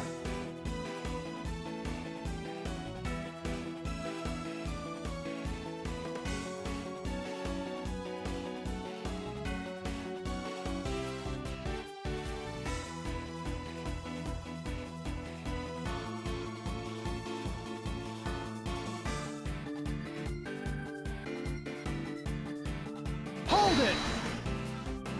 The hatch that leads to the storeroom where the items from the underground auctions were kept? The auction? My memory is still a bit fuzzy, but the auction was 2 days ago, right? Indeed, the auction was being held on the 50th floor that day. And a bunch of people were going in and out of the storeroom while it was happening. And a bunch of people were going in and out of the storeroom while it was happening, yes? They were, which means that if the president really did escape that way, as Mr. Saint says, somebody must have seen him. There's no way he could have passed through there unnoticed. Problem is the time at which each event occurred. But should the times line up, I can think of a certain piece of evidence that could prove helpful to our case. So his story is that he just happened to witness the events on the roof and the balloon. If Simeon hadn't come along when he did, Judge Gravel might have been in serious trouble. So he's basically her savior, right? I don't think it's quite that simple. After all, he was there to commit a crime too. In order to expose that crime, we'll need to go over his testimony in detail. There must be a hole in it somewhere. Alright, which statement?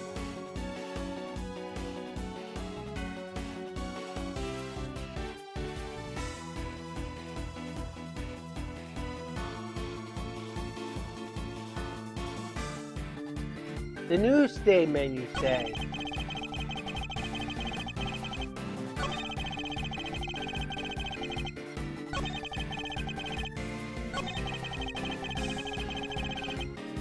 Alright, what piece of evidence?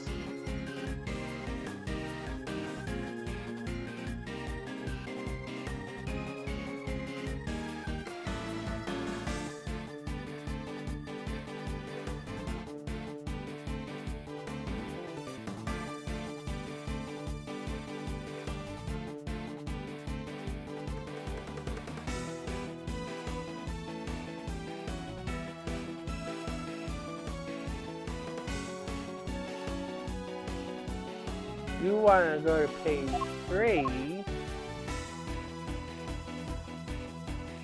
Page 3 has,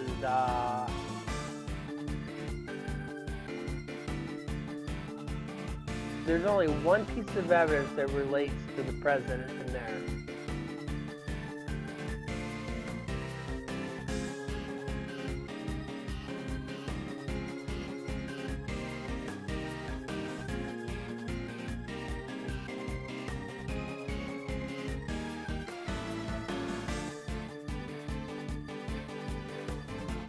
Which I doubt is going to be very helpful to you.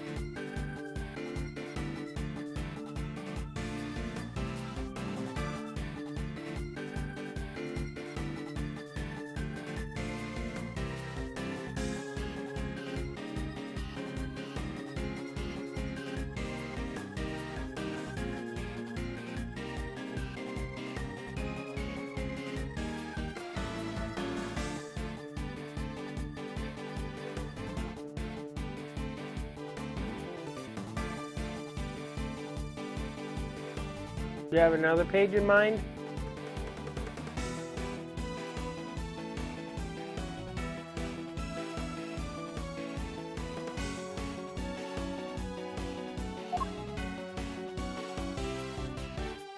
Most of these are related to the assassination. So this wouldn't be related to the big building.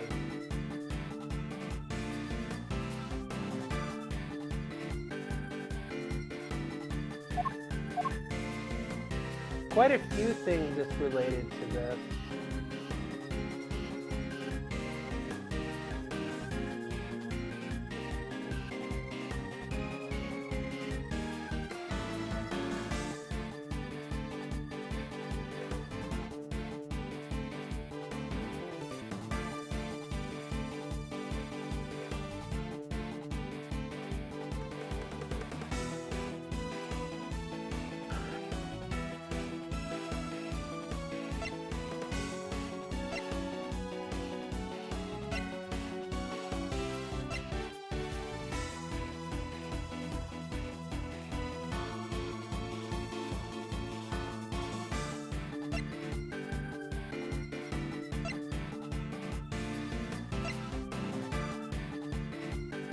I wonder if you saw it. Because I've seen it.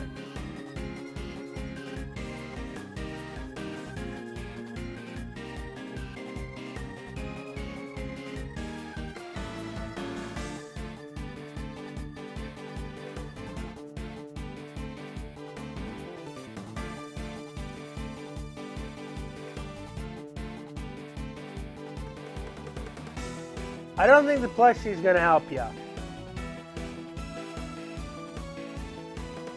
Because you look at the statement, after he shot at me, he escaped through the hatch to the 51st floor.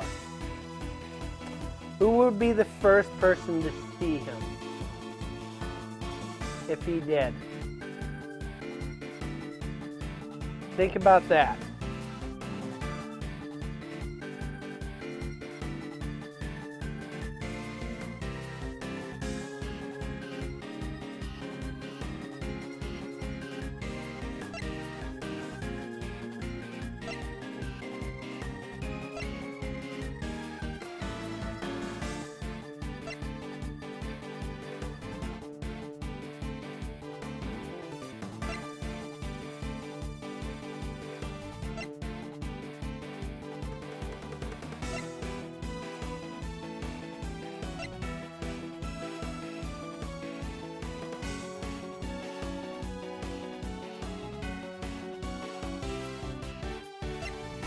Objection!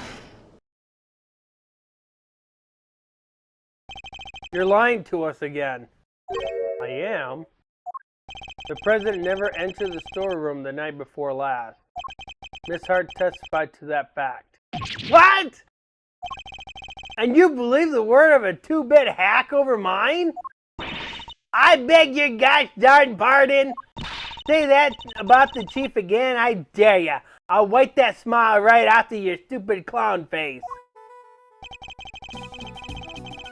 So, we know Hart was camped out on the 51st floor that entire evening. But if our fake president didn't escape through there, then how the heck did he get off the roof? An excellent question, and one that I hope to prove the answer to next.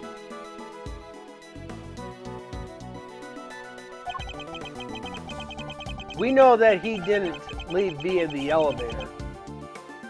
So neither that nor the hatch were possible, which leaves only one possible way of escaping the rooftop. I think you could probably think this might actually be easy to figure out. How did the president leave the rooftop if it wasn't via the elevator or the hatch?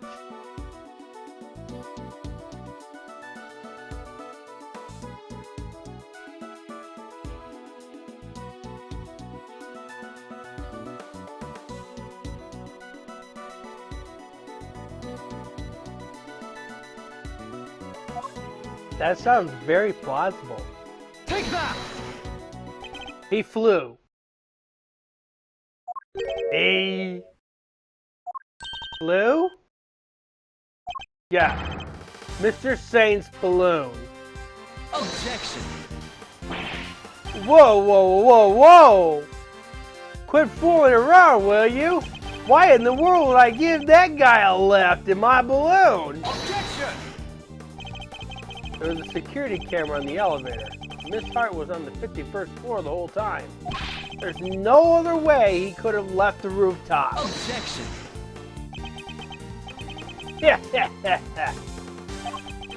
You know what the circus all about?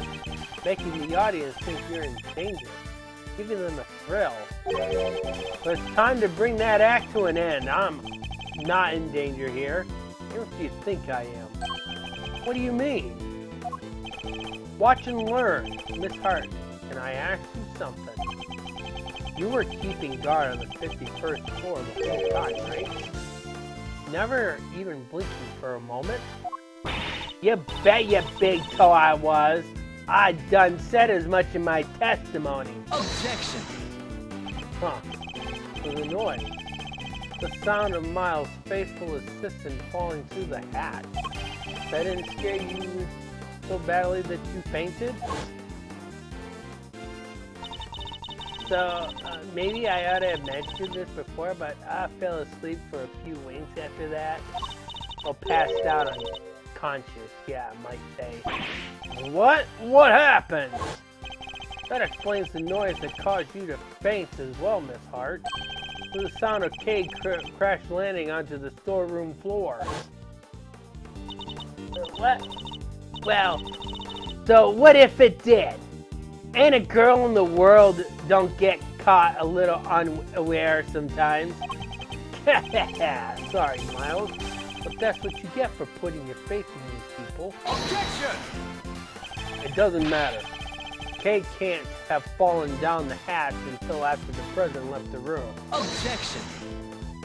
Are you sure about that?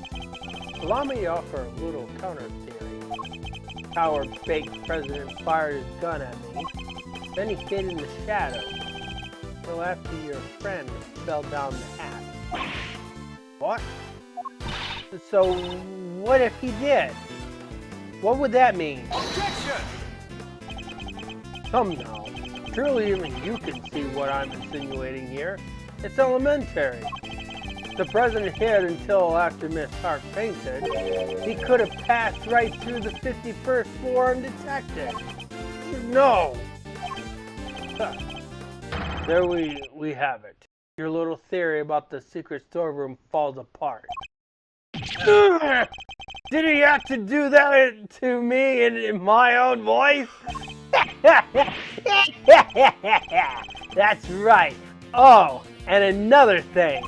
I might have let Sean's identity slip to our pal, the president, while he was hiding in the shadows. That's why he went to the set to try and murder him the next day, only to wind up being killed himself. That's right. It was Sean who murdered the body double. Objection! What possible reason could the boy have for doing so? Objection! Oh, a pretty good one. He already knew he was the president's son. And how did he discover that exactly? Because I told him in one of my trademark letters. What? He's lying. Oh, you bet I am. Huh? Or am I? Maybe I did tell him. Maybe I didn't. Well, Shawnee boy, which is it? It was my fault the Torosaurus head fell off the roof. I admit that much already. But I didn't find out about my dad until today. I swear. Huh? Well. I knew about the falling head thing thanks to the bug. But who knew it was you who made it fall and the president died from being crushed, was it? Alright, well that confirms. At least you were the murderer. Congrats on getting your revenge. That ties everything up pretty neatly, wouldn't you say? Although I guess you would say something more like, and so the pieces fall into place at last. Well, counter my unassailable logic if you can. The murder of the so-called president. You know my MO by now, right? I'm a hands-off kind of guy. I just like to put a few strings here and there. That was the case with Bronco, with Chairman Winter. So what makes you think I'd let the fake president set foot on my balloon? Besides, I thought he was crushed to death by the model monster head.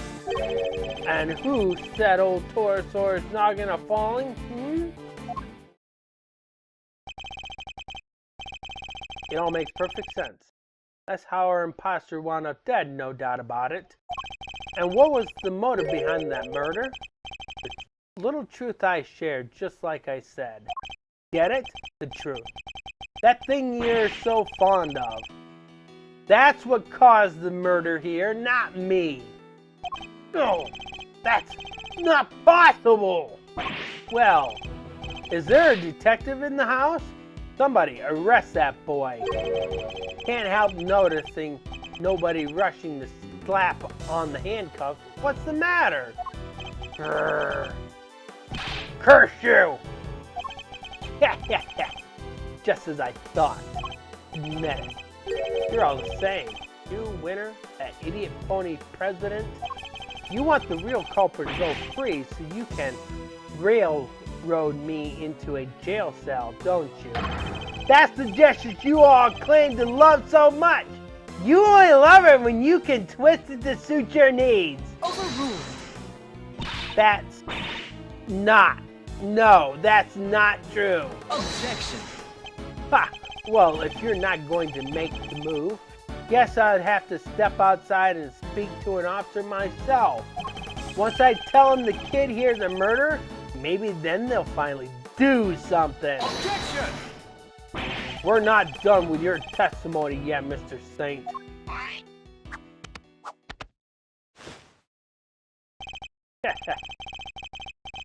How did I know you'd make some excuse for stalling even longer? You still don't have any proof, do you? Or any chance of winning this? Tell me I'm wrong. And yet you still want to prolong the agony.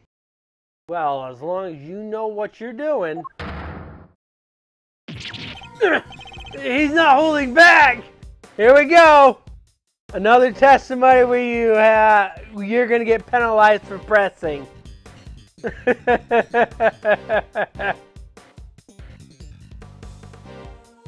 You don't like these ones, do you, Di? So, this one's 2 strikes and you're out.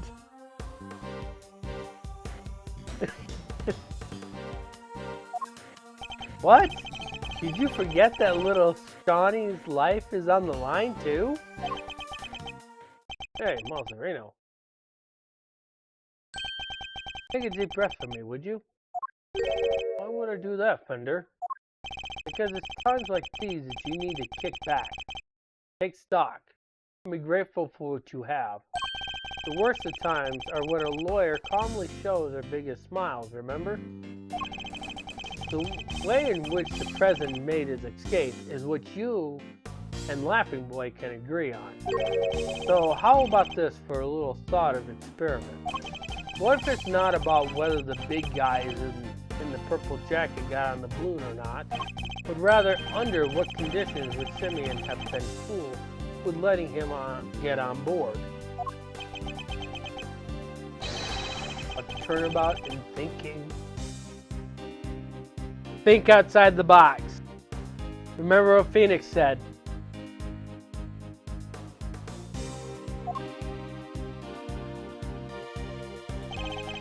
Forgive the interruption. Just my 2 cents worth. Or your old man. I guess I should say, maybe Gregory's techniques can still prove useful in this crazy modern era. He's right. Under what circumstances would the body double have been allowed on that balloon? He was a physically imposing man.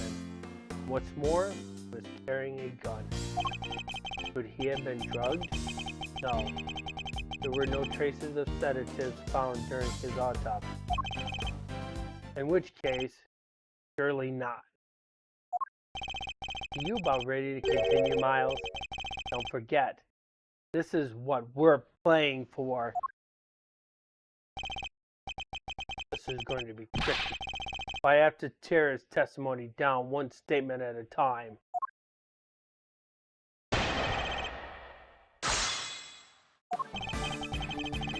Okay, so you'll use Andy to help you?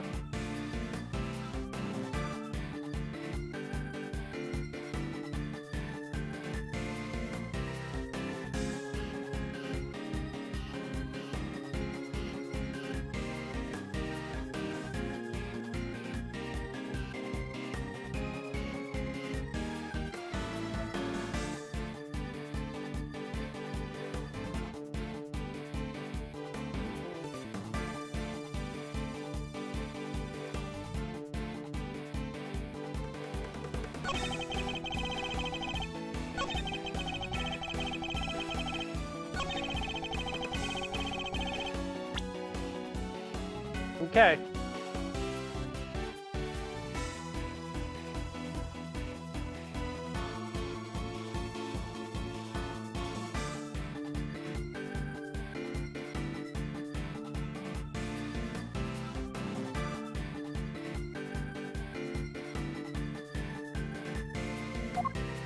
Objection!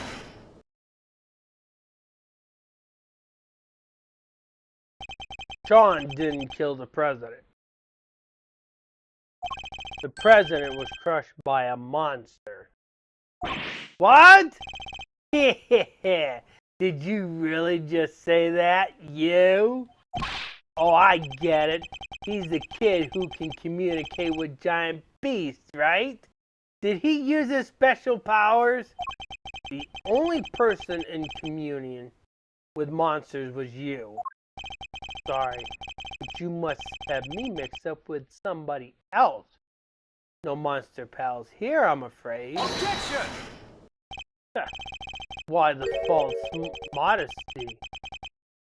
You're very close with at least one such creature.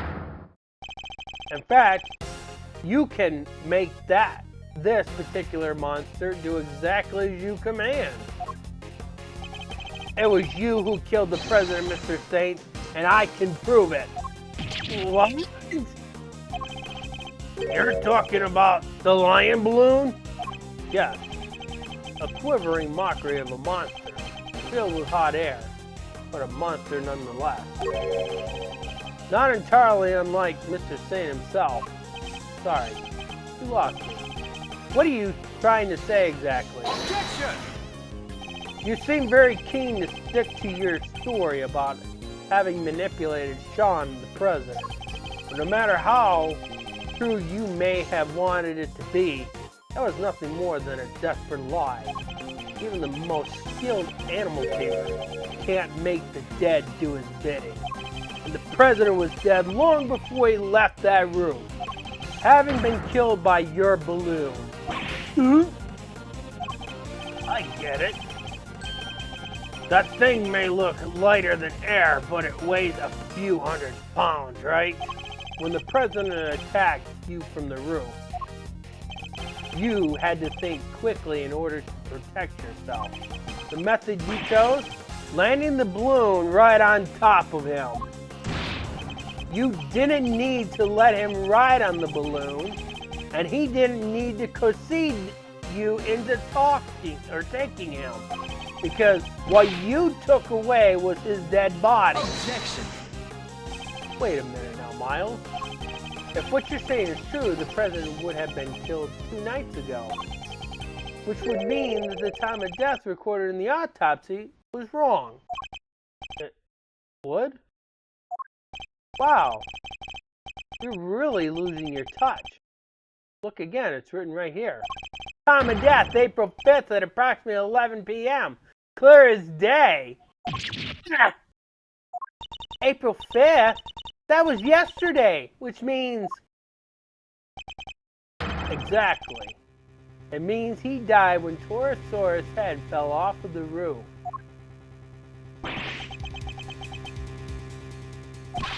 Alright, Sean. It's time to be honest with us all. You know it's the right thing to do. You killed your daddy, didn't you? You hated him, didn't you? We get it. Who would? He just left you. What kind of a father would do that? No, that's not what happened. I already told you. I didn't know who he was until today. Oh, but you did know. Because I told you myself. Can my theory really have been so wide of the mark? I want to thank you once again, Miles. You hounded Winter and Lagarde until their crimes were finally exposed. And by ruining them both, you helped me get my revenge. Gotta love those powers of deduction. The time of death matched up everything else would fit. So, could he possibly have cheated the time of death somehow? Oh, and what was the other guy's name again? Melagusto? You even ran him down for me. That was some great work you did there. So, what do we know about time of death?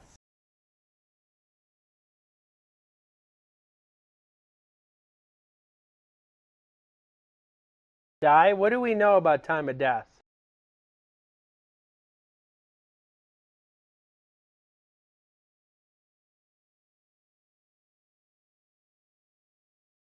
Time of death is related on a number based on when the bodies died.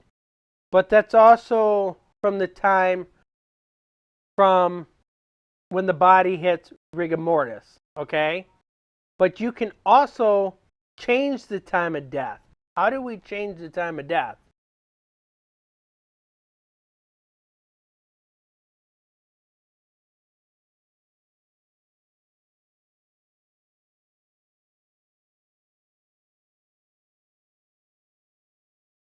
We can freeze a body to delay decomposition, which means rigor mortis will set in later after the body unthaws.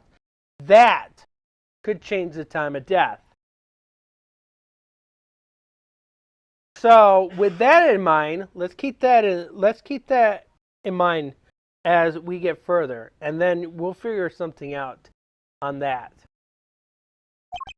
Of course, Gusto, the IS-7 incident. He killed Frost and froze his body in order to conceal it. Mr. Gusto needed to freeze Mr. Frost's body in order to obscure the time of death. If they determined that the murder occurred during afternoon tea, he would have been an obvious suspect. Yeah, bingo!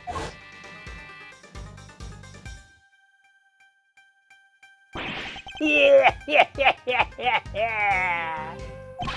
I only wish I could have been there to see his downfall too. How could you say that? He was your father.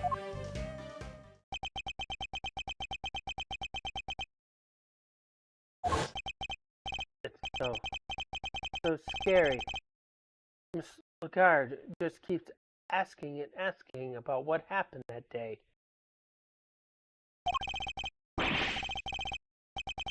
Where are you, Dad? When are you coming to get me? Please. I need you to come and take me away. Is it because I broke my promise? Because I didn't show up in time to help you take your work? He was no father. He left me all on my own. What kind of a person would do that? We may have shared the same blood. That's it. Father? What a joke. Objection! You may not want to hear this, Mr. Saint, but you share more than blood. Hate him all you like. You're more like your father than you know. Huh? What's that supposed to mean? Fate can be strange sometimes. But this was no coincidence. You and your father were the same. Even in the method you chose. You deliberately threw off the time of death, just as he did. That's right. We had to rescue him from a warehouse refrigeration unit down by the harbor. Refrigeration unit in a depot? Threw off the time of death? And how did I do that exactly? By hiding the president's body in a very specific place. You hid the body right here. And where do you think he did it?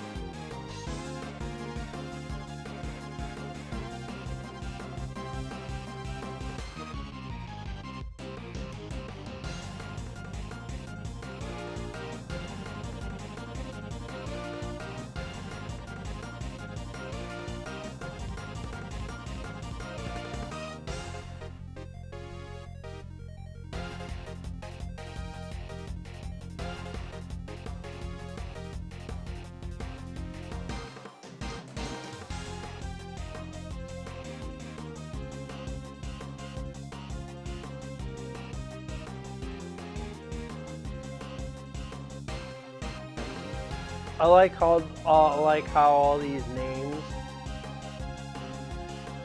No, it wouldn't be in the Coliseum. It would actually be here.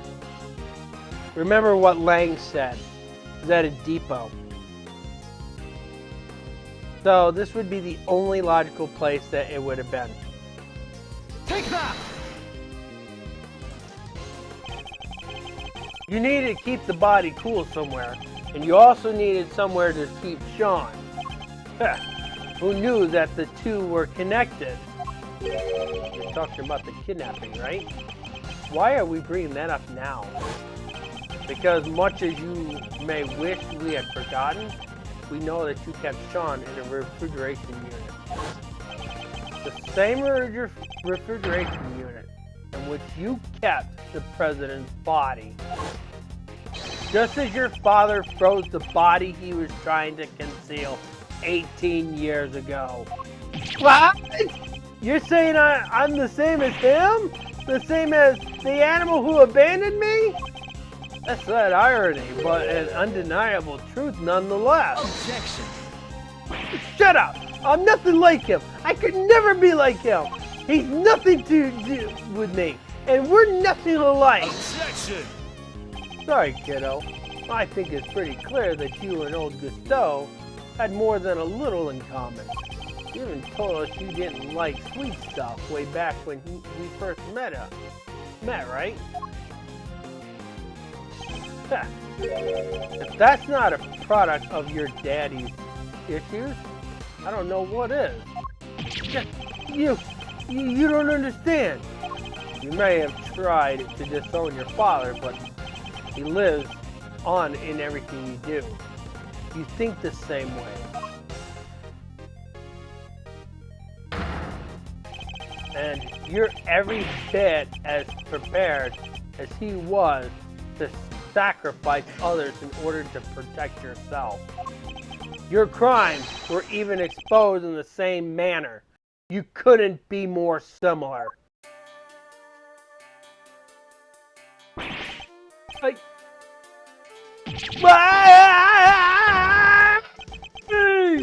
Or should I say, I don't know anything about a refrigeration unit, and the kidnapping? Nothing to do with me. Objection! Nonsense. You did it so you could blackmail Judge Goodval. We know for a fact you were involved. Objection! You're a real danger to be around, you know that, Miles? We aren't. What aren't you going to accuse me of? But it changes nothing. You still don't have any proof of incitement, of kidnapping, of anything. Oh, wait. Or are you planning on maybe fabricating some? Taking a leaf out of the old winner's playbook? Never! I would never do that! I can't let myself rise to the provocation. What was the line? No matter what happens, we must find the truth. Something like that? Ha! But only when the truth suits you, huh? That's how the law keeps people down, isn't it? And why I had to get my revenge myself. I got away with it. I got away with it all. The guard, winner, and now you. None of you can touch me. This is bad, Mr. Edgeworth. Isn't there anything we can do? Everything points to this man being our culprit. But we need evidence. Even just one piece. Alright, it's been fun. Time we brought this little show to an end, don't you think? Stick around for the main event though, won't you? I'll even let you in for free if you'll finally admit defeat.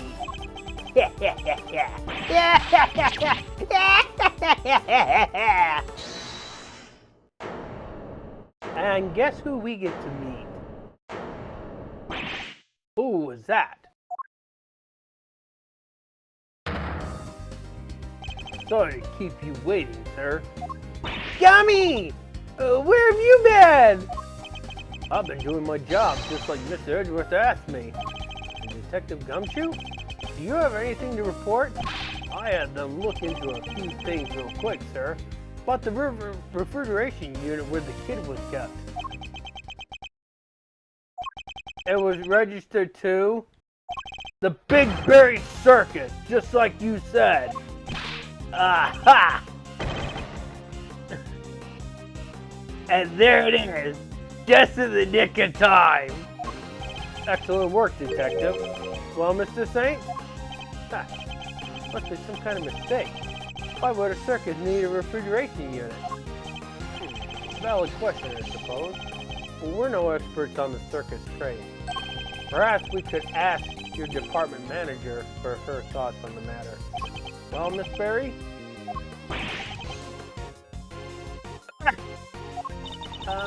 We do hire a unit to store all the food for the animals, but I don't know where it is. I leave all that info to Finley. He's so good at the kind of thing. Ah! Hey, you fool! Simeon, you're scaring me! Such a shame, but rushing to find a solution after the fact so often leads to mistakes. You knew that if the body was found in that unit, the suspicions would fall on you. So you panicked and moved into the grounds of the big building instead. Ah!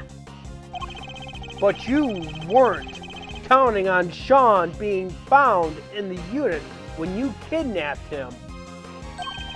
If only you'd known you were up against a great thief and an even greater detective. Is everything all right? You're looking a little pale.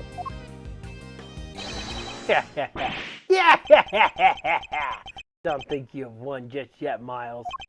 You're missing proof for that most important part of your little theory. Am I? No. Perhaps you could enlighten us. You don't have any evidence that I crushed the presidential faker with the balloon. And I know you don't, because there isn't any.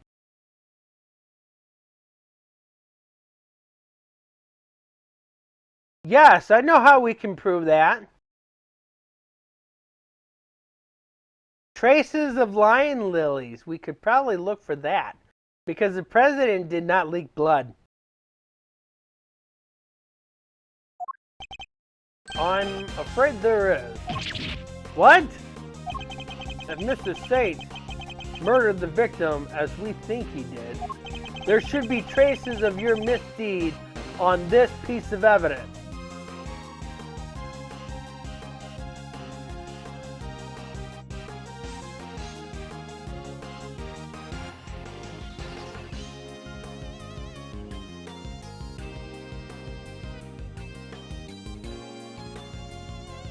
The wording on this is a little confusing. But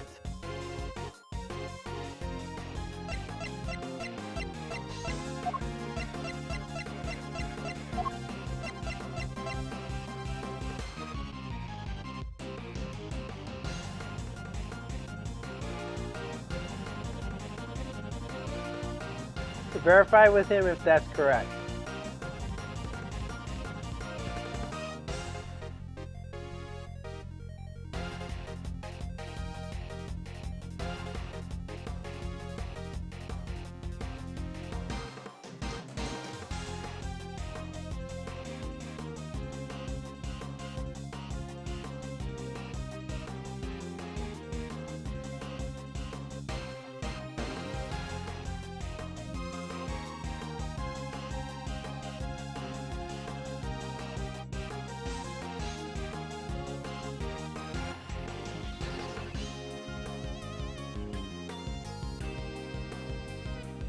Balloon, huh? Take that! Analysis of the balloon basket should turn up the evidence we need. The balloon again? You already have your bullet hole. What else do you expect to find? We expect to find plenty, actually. Isn't that right, Mr. Edgeworth? If there's truth to be found, then he'll find it. He's a hero of justice. He sure is. We'll find something for sure. Mr. Edgeworth has gotten out of way tighter spots than this one. What they said. We believe in you, Milesarino. And so does your pop. He's looking down on you right now. I know he is.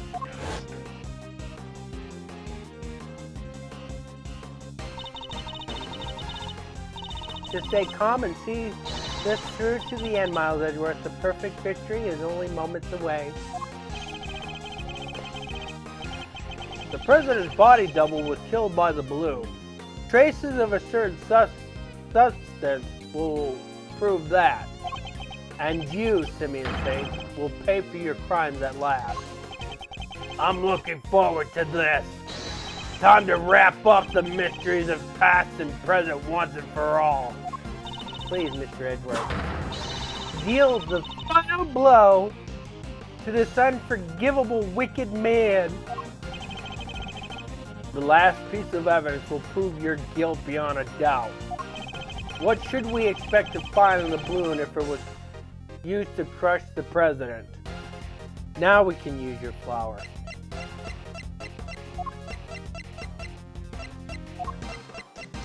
Take that! When Sean found the president's body, he also found a bouquet of lion lilies. Lion lilies? Symbol of the connection between parent and child. A popular flower back in Zangfa. That's your proof? A bunch of flowers that will be rotting at the dump by now? A bunch of flowers that Sean threw away? So much for your beautiful symbol of perennial connection. Sure. And that's got nothing to do with any of this. Ignore him, Sean. You threw those flowers away, that much is true. But the bond they represent remains as strong as it ever was. The president held on to them until the last day, an act which proved us with our final piece of evidence. What? What are you talking about? Flowers Sean disposed of had been squished flat. They must have been crushed by the balloon.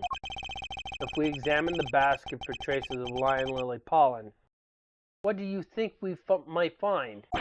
No! You don't need to do that. You looked over the basket just now. Anyways, if there was pollen stuck to it, you would have seen it. Those flowers are bright yellow. Objection! Not all evidence is visible to the naked eye, Saint. Huh?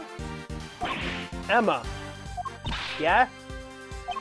I'd like to call on your scientific skills once again, if you don't mind. Leave it to me. Alright, let's take a look at the balloon basket, shall we? Ah, I've got something. Bright yellow pollen, just like you said. If it's from the same flower, it shouldn't take more than another quick test to prove it. What? And there we have it. You murdered the president, and this murder you carried out yourself.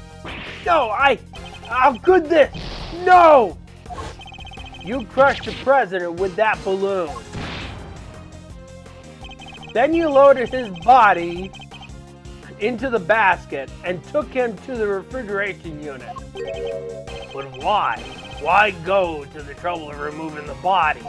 Because they knew another incident was scheduled to occur that same evening. Oh, Rosie Ringer's murder. Oh, Rosie Ringer's murder?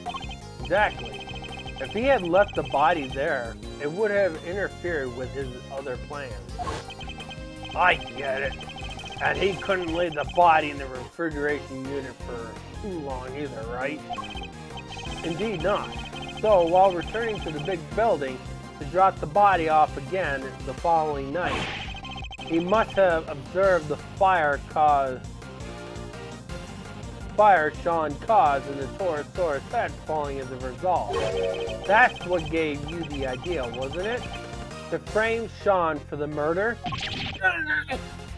You made it seem as if the falling head was what killed him so that my son would take the blame. Despicable coward!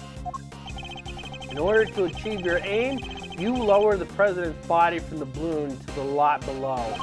And while he was dangling from the rope you used, he was caught on Sean's rehearsal tape.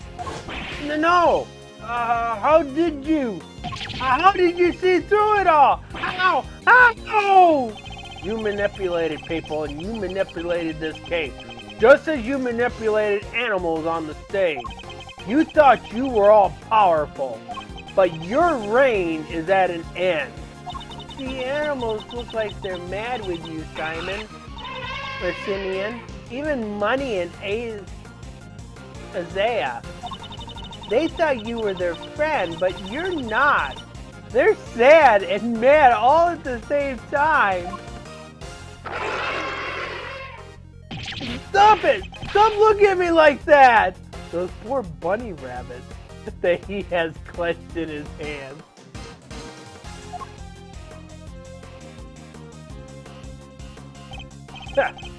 Perhaps they will when you finally stop cloning around. You're not cut out for comedy. Your tale is destined to end with a whimper. Don't! Get away from me! Get away from me! Leave me alone! Dad, where are you? I'm so scared. I don't know what you're talking about. I've done nothing wrong. Nothing. I'm not the bad one. They are. Why, Bronco? Why did you...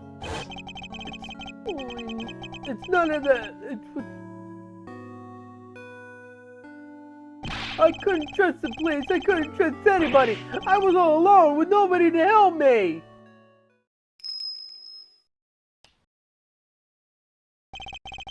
The man, he held me. Dennis was the only one who ever... Oh, what if I use people? No, leave me alone! Leave me alone! You! No! What? No!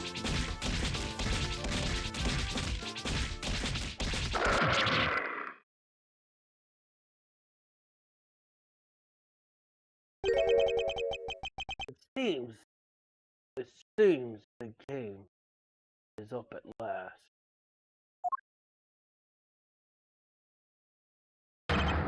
The killer! Mr. Edgeworth, may I be the first to congratulate you. You have unmasked the person behind this entire sorry affair. Now I am free to... No! Guns are so clumsy, don't you? Don't you find?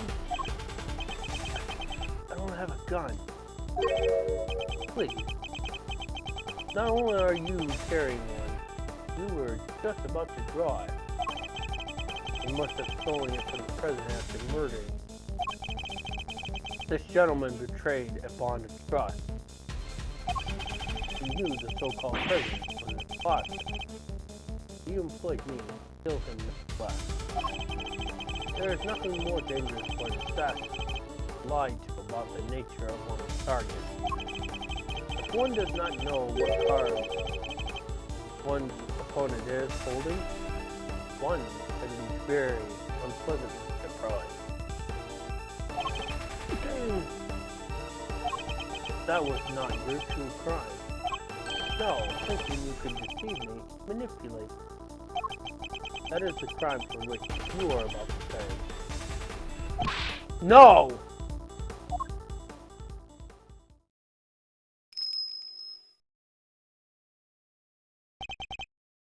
You. Says boss on his B055 says boss.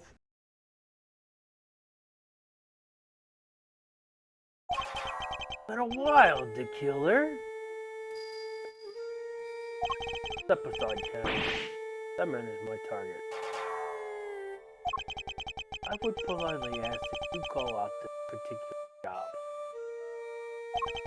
He'll pay for his time, but in prison. Not at the end of your blade.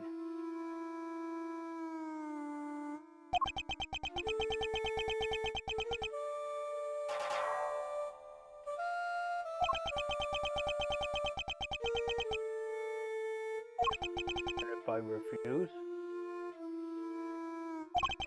Let us just say that I might not take the loss of one life that I ever saved. You? Life? Old good harm of kindness. The blind butcher himself. Yeah. The posture. Oh.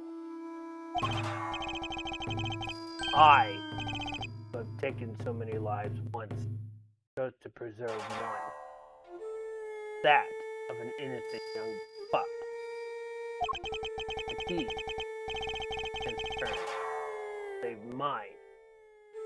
Something of a bond born between us. Laugh all you like. I know I would.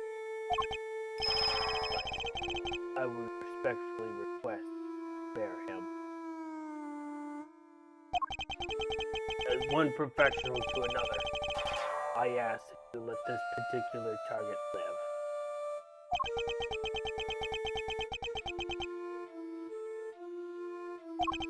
Very well.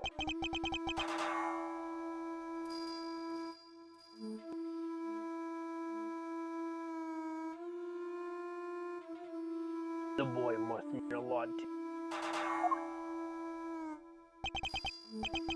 Thank you. I am in your debt. You need not thank me. I simply see little point in the two of us killing one another. Now then, I bid you all good day. No. Get back here! You have my Mr. Edgeworth. This young pup needed to be shown the error of his ways. And you have done just that. Alright. I suppose we'd better be getting back. Our ironclad enclosure waits. Doesn't it, too much? Yes. Yes, it does.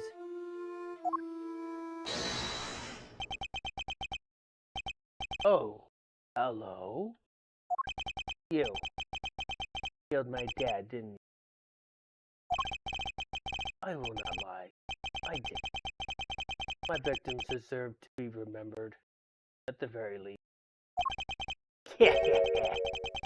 Ah, but I sense a great hatred for you, horned pup. In that case...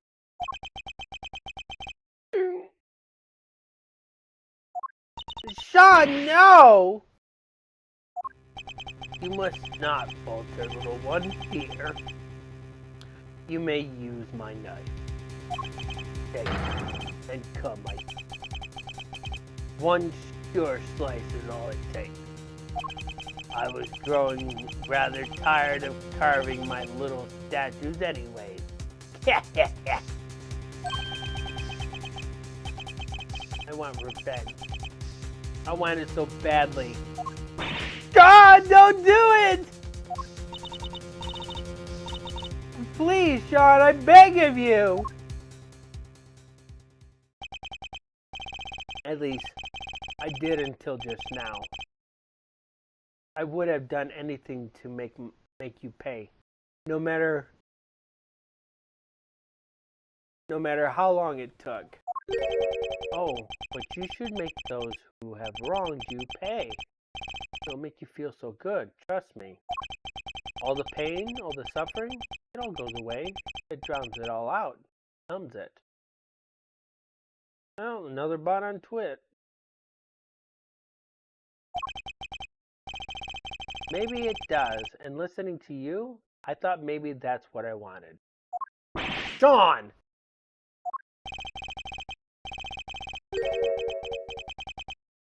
But it's not just about me. Say I get my revenge. How does that help anybody else?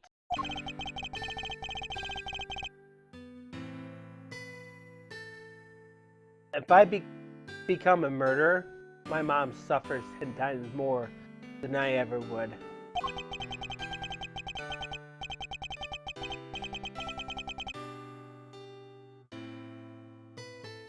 And so would all the people I work with. They're counting on me. And they worry about me. Thoughtful words indeed, little one. Yeah? Well, I get it now.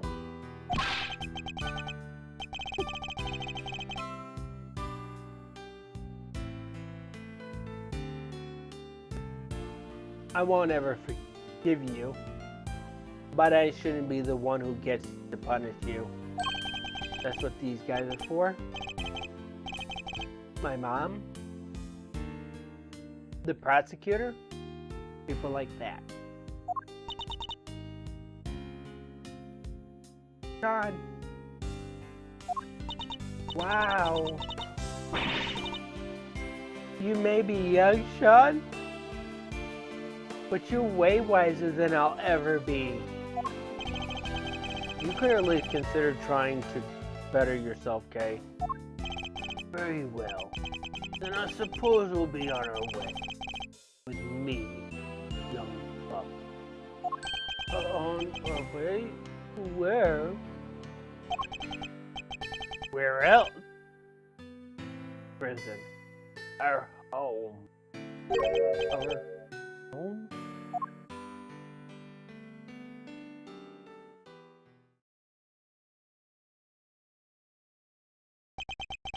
And with that, the case came to an end.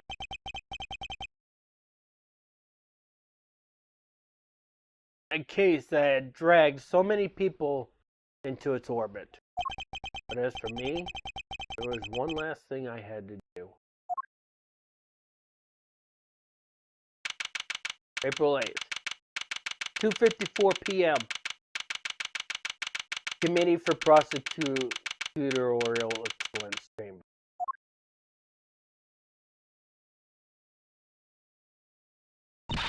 Sorry to keep you waiting, Mr. Edgeworth. What's the big idea, big guy? Want to tell us what we're doing here?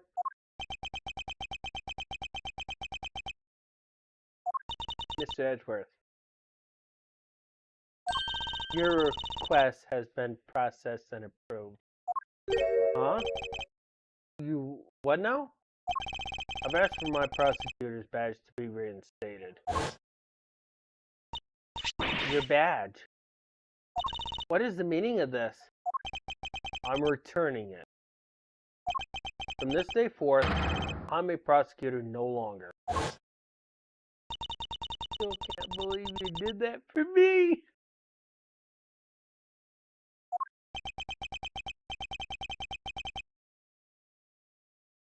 A certain man once said that to be an attorney is to be a defendant's most trusted ally.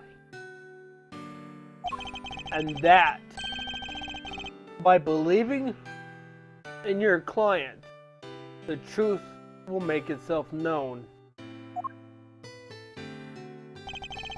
That man's image has been forever burned into my memory. As strongly as the vision of my father fighting in the courtroom.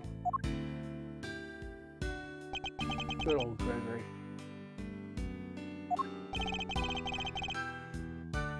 But that's his and my father's path. Mine lies elsewhere. Mr. Edgeworth. My path is that of the prosecutor. It always was. Well, I guess that's that. Sorry. No, I dig it. Besides, I can tell by that look in your eye that your mind's made up. It is. Alright then. Looks like our work together is diddly done. Just don't come crying to old Eddie if you change your mind. This club's now closed to new members. I understand. Hey, Milester. Care to tell me why at least? How come you're so dead set on popping the old prosecutor's hat back on?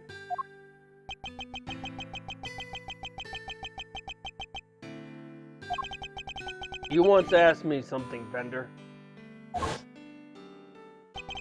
Are you going to keep fighting crime as a prosecutor or help people as an attorney? Something tells me you've got a big decision ahead of you. One only you can answer. I've been thinking about that question ever since. About how I mean to live my life. Now that this case is over, I think I finally know the answer. I'm going to help people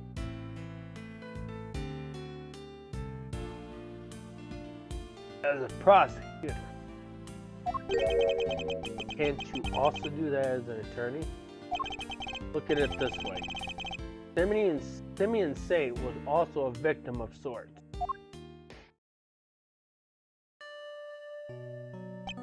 He lost his only parent all those years ago. With him, his ability to believe in a just world. I know how that feels. To lose somebody so important to you. To lose faith in everything.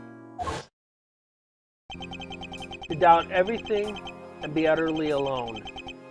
To fight and fight and fight. All that I can hope to do is get every defendant declared guilty. So I make that my policy. I was lucky. Somebody was kind enough to save me from myself.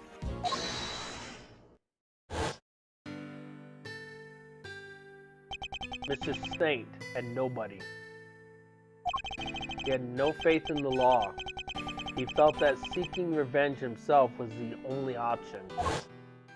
But I doubt even you imagine that the body double would ever go so far as to co-opt our country's police. No, I sure didn't. And as long as Winter was around, no evidence was ever going to stand. He even nearly managed to ruin things this morning. Lagarde almost got away with it again. I want to help people like him. How do you plan to do that? If he had been able to rely upon the law, none of this would have happened. Chairman Winter made a mockery of justice. In so doing, drove Mr. Saint away from seeking. The law is only as good as its practitioners. It can be a shield that helps the people safe from harm, or sword wielded to wound them. Just one among many of the law's greatest contradictions. You can say that again. Yep, it's what we folks in the trade like to call a legal contradiction. Law is far from perfect. But one cannot solve such contradiction in the law without engaging with it. I don't think any attorney could have saved Mr. Saint.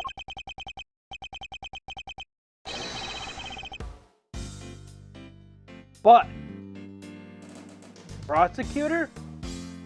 A custodian of the law? I think perhaps they could have. I plan to take up my badge again and confront those contradictions at every turn.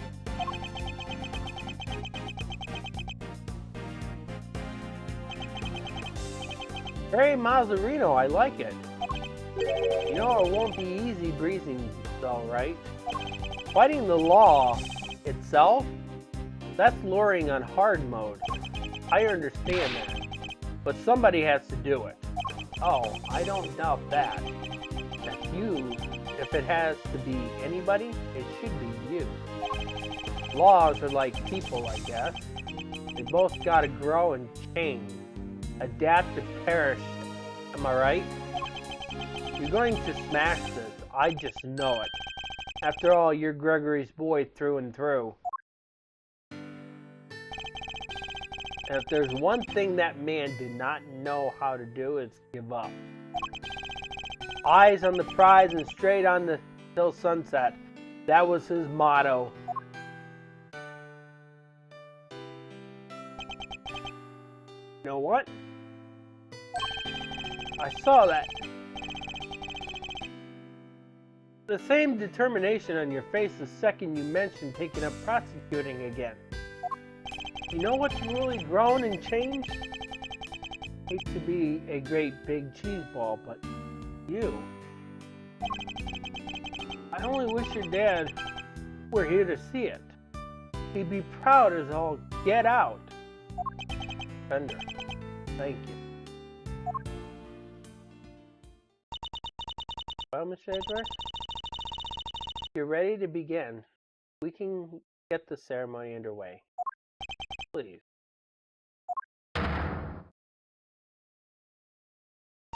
By the power vested in me by the Committee of the Prosecutorial Excellence, I, Verity Cavell, do hereby, in the sight of the Almighty Goddess, reinstate Miles Edgeworth as a servant of the law.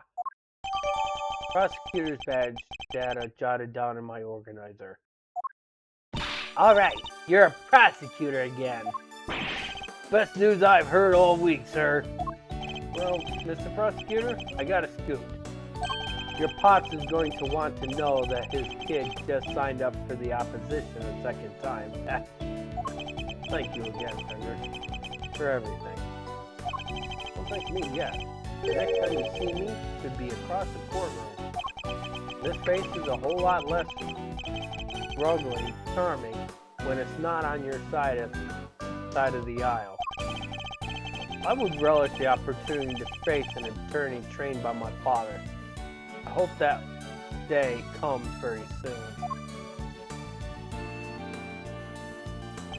Alrighty, Fender out. Welcome back into the fold, Prosecutor Edgeworth. Thank you, Judge Cavell. I owe you more than I can say. You strove to right the wrongs of the committee from the inside. That must have been a lonely battle indeed. Not at all. I was never truly alone. That's right. You had the goddess of justice on your side. Thank you for teaching me that it's possible to fight in such a way. The contradictions within the committee are like those within the legal system itself.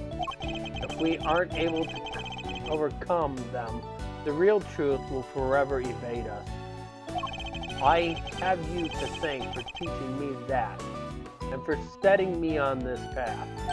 I hereby swear to confront the contradictions that afflicts the law, and to overcome them. And I thank you for your commitment to that cause, as do the Almighty Goddess.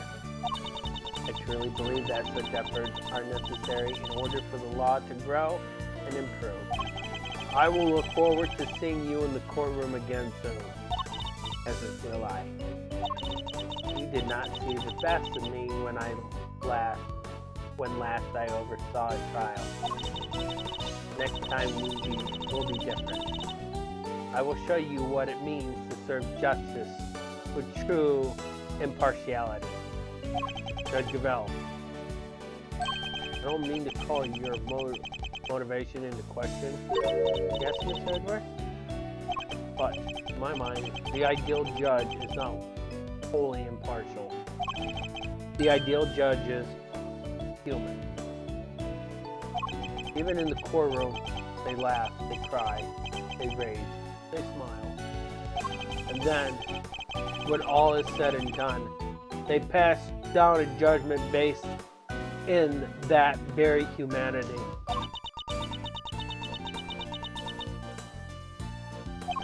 I'm not sure exactly how to put this, but perfection isn't always the loftiest of the ideals, and it's certainly not the only thing to strive for.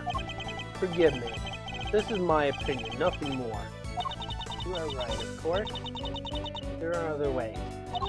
I thank you for sharing your insight. Mr. Edgeworth, there's another reason I was never truly alone during my long struggle against Chairman Winter. Someone else with me.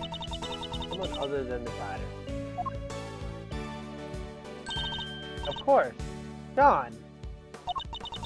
This clipping gave me more courage than words can express. Simply having it near gave me hope.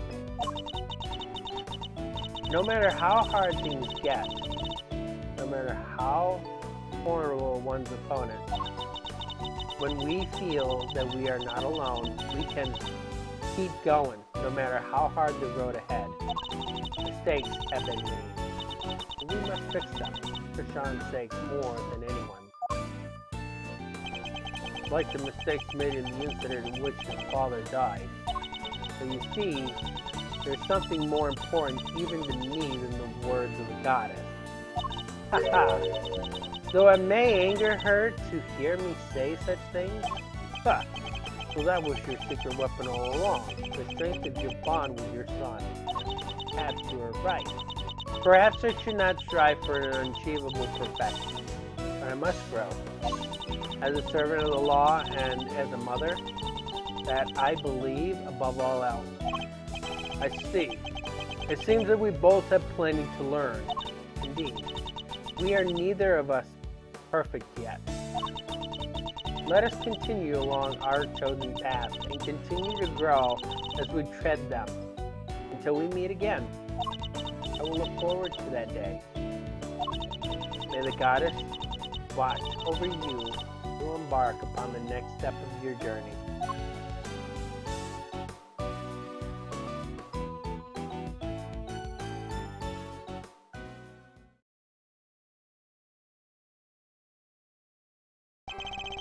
I lost the title of prosecutor, but now I have it.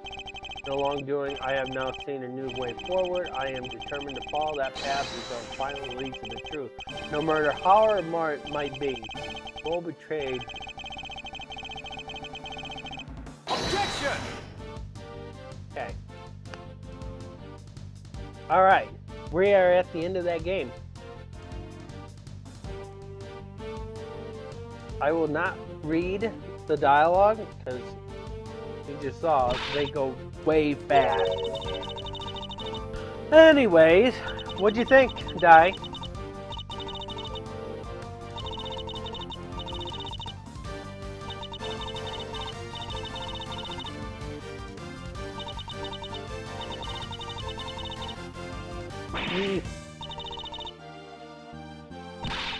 You really liked it, huh? Can you understand why I say this game should have remained Prosecutor's path.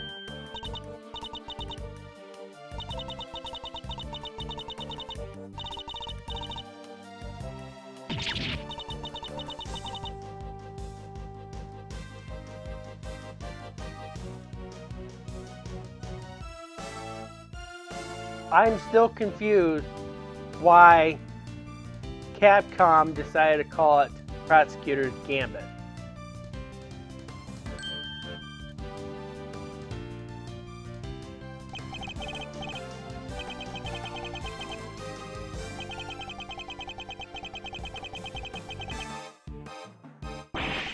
I like the last case. To be honest with you, I like the last case to all of them.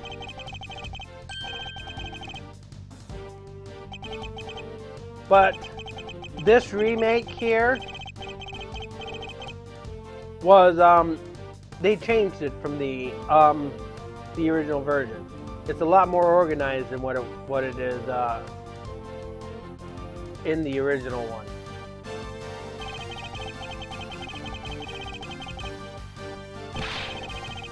And that was a change they had to have made, because in the original one it was very messy.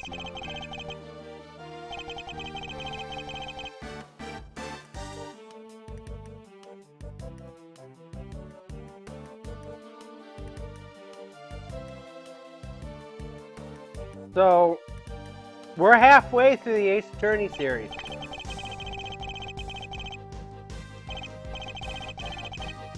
I kind of would love to have seen a third game for Miles Edgeworth, but this is where it ends. So, you still have 7 years that we don't know exactly what happened.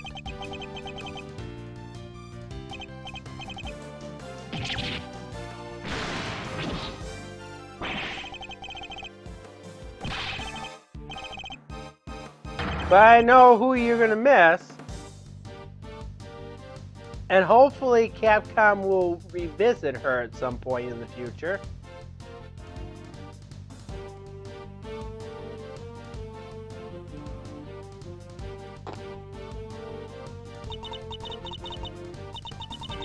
You're going to miss Kay a lot.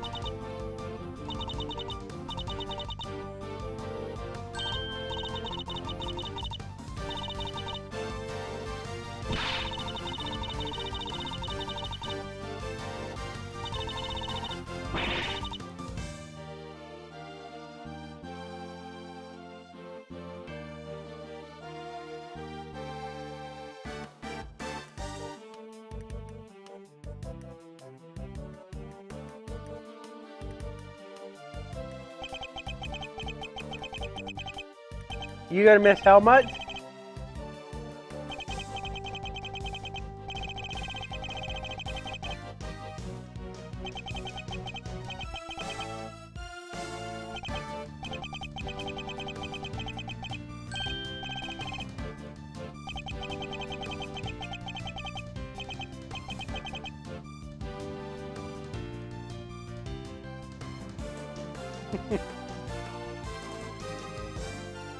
No.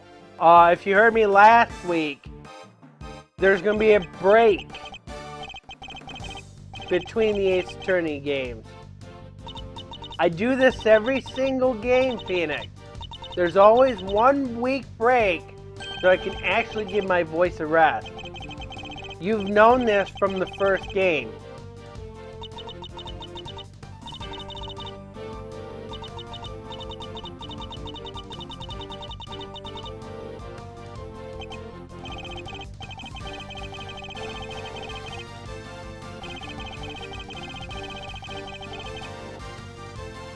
You should still remember that, because I've been doing it for every game. See, even Di remembers that I do it. And I stated last week what was happening.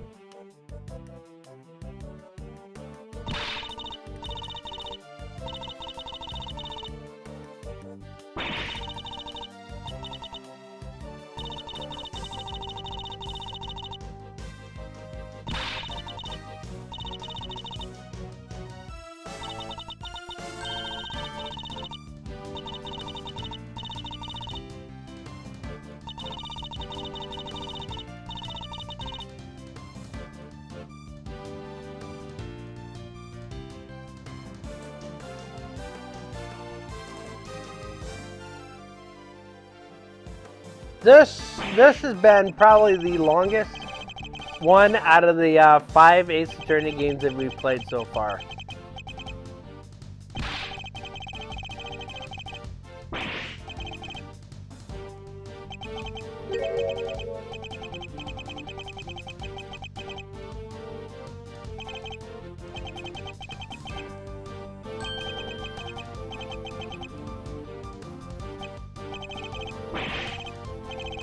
I did say this chapter was going to be long.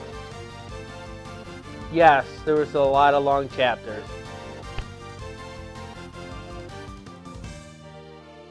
This one was specifically long itself.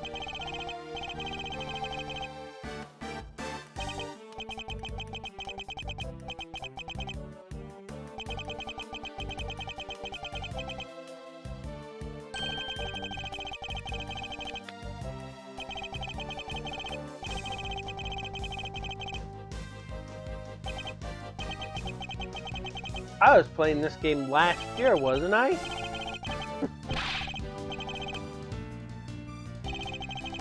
It would have been done sooner if my provider wasn't playing with our internet for a month.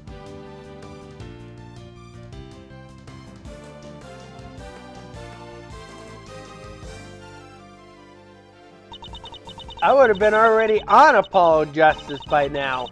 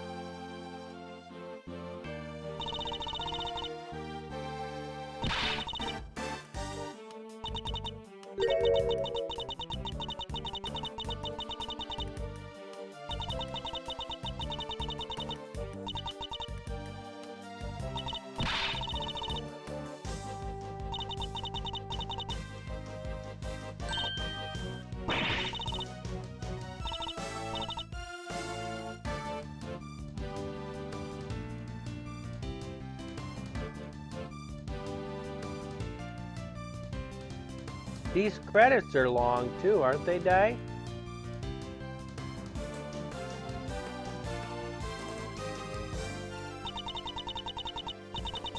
$400 bottles?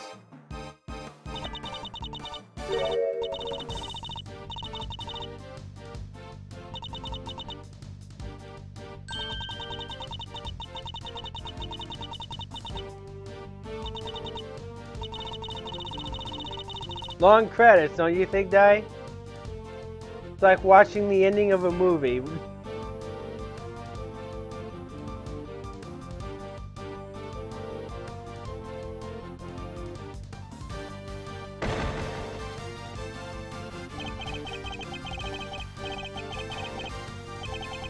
The live action movie kind of wasn't really that great. I have to admit.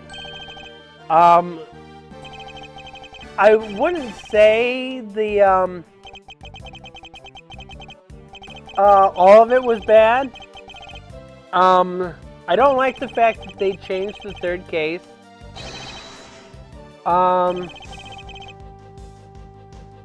There was pretty much only 2 actors in that entire movie that I actually enjoyed. The rest of them, I don't think they did their parts really well.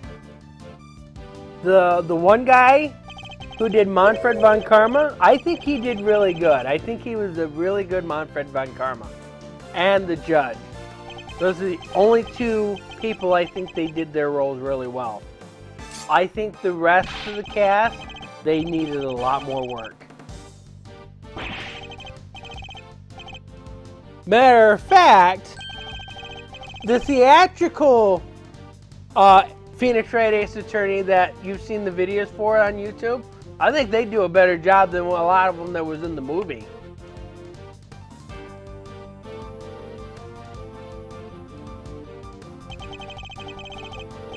You seen some of those theatrical Phoenix Wright clips that's on YouTube?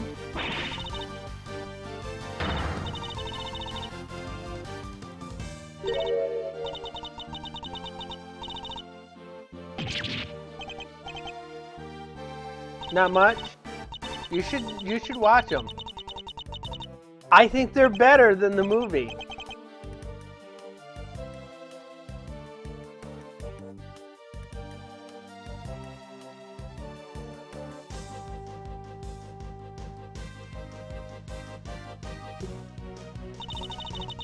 With the animation, I really didn't like the first season. The second season, I think, did a lot better. I think they put more focus onto it. And I think they made it, they didn't rush it so much like they did the first one, because just about every case in there was rushed. I did like the original episodes that didn't take from the games. Those were like the best part of the first season. The second season did a lot better, and I still enjoyed a lot of the original cases as well. April 8th, 4:17 p.m. Prosecutor's building. High Prosecutor's office.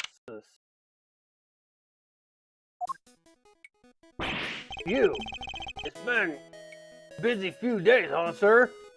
Unbelievably so. How did so many important cases all come up along at once? Still busy as ever.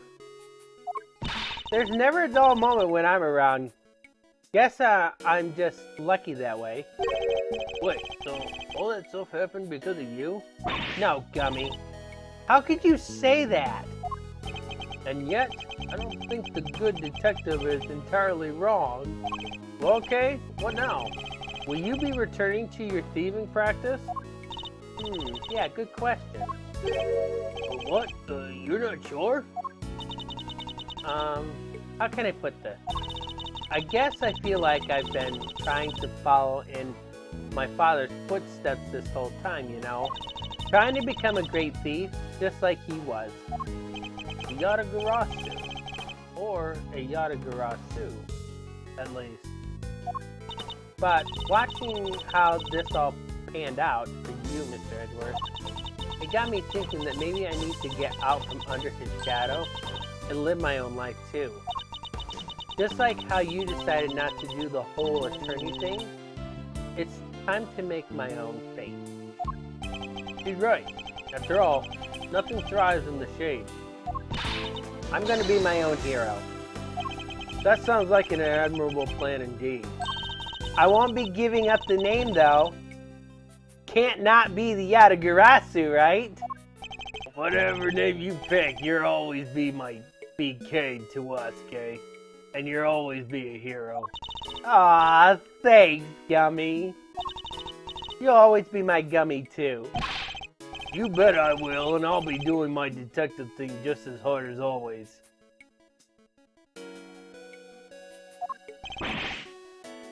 So, I'll be counting on you, sir. Yes, and I'll be counting on you too, detective. Just as I've been counting on you these last few days. You've helped us out too many times to mention.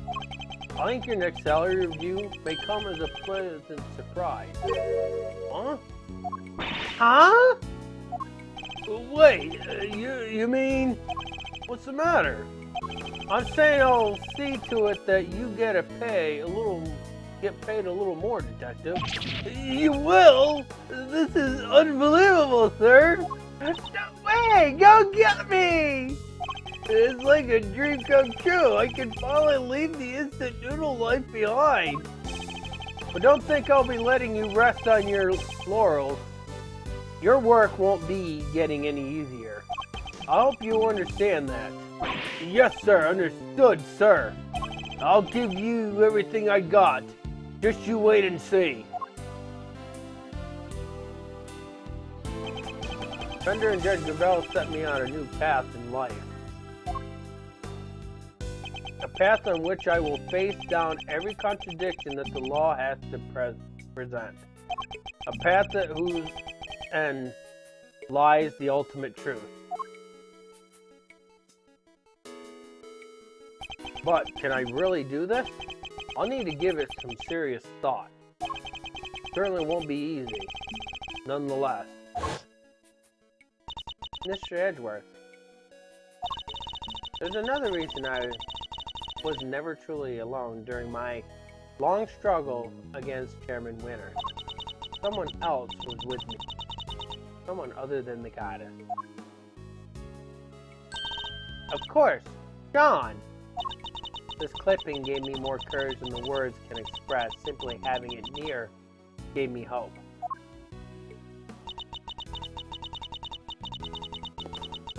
We feel that we are not alone. We can keep going no matter how hard the road ahead. Huh. So that was your secret weapon all along. The strength of your bond with your son. The strength of my bond. Oh, I almost forgot! What is it? I was trying to find other members for my Yatagarasu team, right? I do vaguely remember something about that. Never even found a single one. We were going to be unstoppable in our quest to steal the truth. So much for that little pipe dream. You're kidding, right? You already have a team. Uh-oh, we got a new Yatagarasu team, Dai. A team that can solve any case the world cares to throw at it. Huh? Yeah, I guess I do. The prosecutor, the detective, and the great thief. Between the three of us, we can hunt down the truth. Put it in handcuffs and seal it once and for all. I can't help feeling a little sorry for the truth in that case. As long as the three of us stick together, we got nothing to fear, right, Mr. Edgeworth? Indeed, nothing at all. My father followed his own path, right to the end. And now I follow a path of my own making too. But not alone, I have some colorful companions to help me.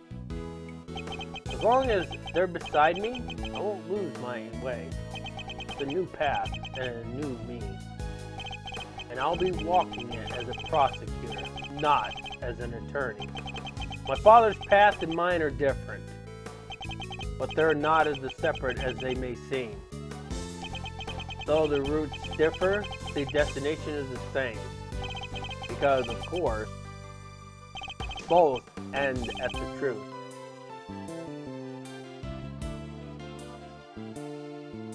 Both end at the truth.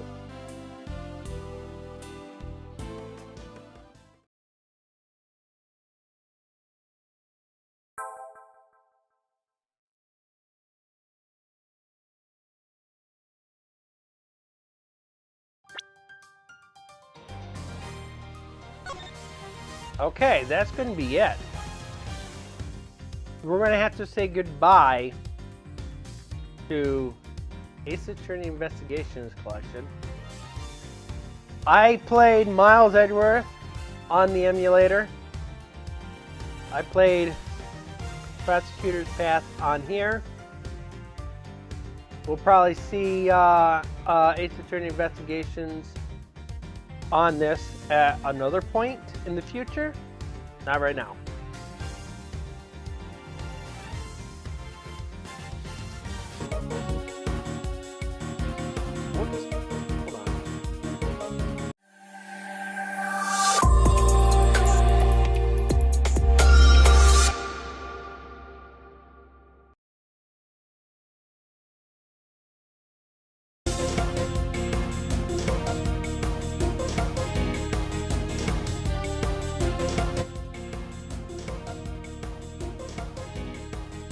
Flub that up a little bit. But anyways, let's see, the rest of this week we have, okay, we will update you if everything stays as planned tomorrow. It is still scheduled as Grocery Store Simulator. Jack will update us if that's going to be changed. Looks like Andy wants to do Boulder's Gate, which was originally scheduled for Sunday, but our providers decided to get lazy and not fix our internet. I don't know about Wednesday. I do have DAHAC still scheduled for Wednesday. I will update you if things don't progress with controller. You can still see that the Y button is still quite flat compared to the rest of the buttons. It does look like the A button is also starting to go a little flat. You can see that it's lower than the other ones. This B button still looks like it's prime and fit. The X button looks like it's also starting to go flat as well.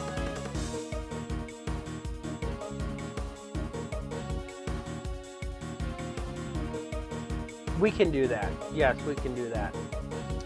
So I will update you when that happens. The other Xbox 360 Rock Candy controller that I have will eventually get a D-pad. This one will eventually get a D-pad too. This glare is going to cause a problem. But if you look on the D-pad, you will see that there's a crack on the D-pad itself. Is it going to show on the camera? Is it going to show on that camera? It's there. I can see it. Right there. I don't know why the camera's not showing it. Okay, I see a little bit. But there's a crack on that controller. It appears that this plastic right here, it's the same D-pad that's on yours too, Di, but it's going to start cracking, and I think it's just wear. I did show Andy a link for replacement for these. They're a little bit heavier. They're supposed to be for the original Xbox controller. They're a little bit heavier. So if you get to a point where your D-pad starts cracking, I will see if I can't drop you that link, because you can actually take that D-pad out and swap it with a new one. It'll just be brand new. For your base buttons, you will have to replace the membrane if it ever breaks down. So, and these were used controllers, so the membranes took about a year to break down. I'm not fully guaranteed that the next membranes will last, but I strongly suggest getting tactile switches in your controller because they last a long time. Anyways, rest of the week, we're going to try to see if we can't get help Tara out so we can get the Sims 2 working. We got to go through the mods to figure out what's going on with the Sims 3, why it keeps crashing. We're going to have to run the Sims 3 without mods again. So that's what we're going to have to do. Next Monday, I'm not sure what I'm going to do. I could go back to Castlevania, Curse of Darkness. We'll find out. That could be a day that I could play something different. Who knows? We'll figure it out. I will update you later. Okay. So again, no laptop, no redirect, no raids. Eventually, I will think about getting that. We'll save up for that battery. We're hoping to get a battery that is less than 5 years old. Anyways, this will be it for me for today. You guys all have a wonderful night. Take care.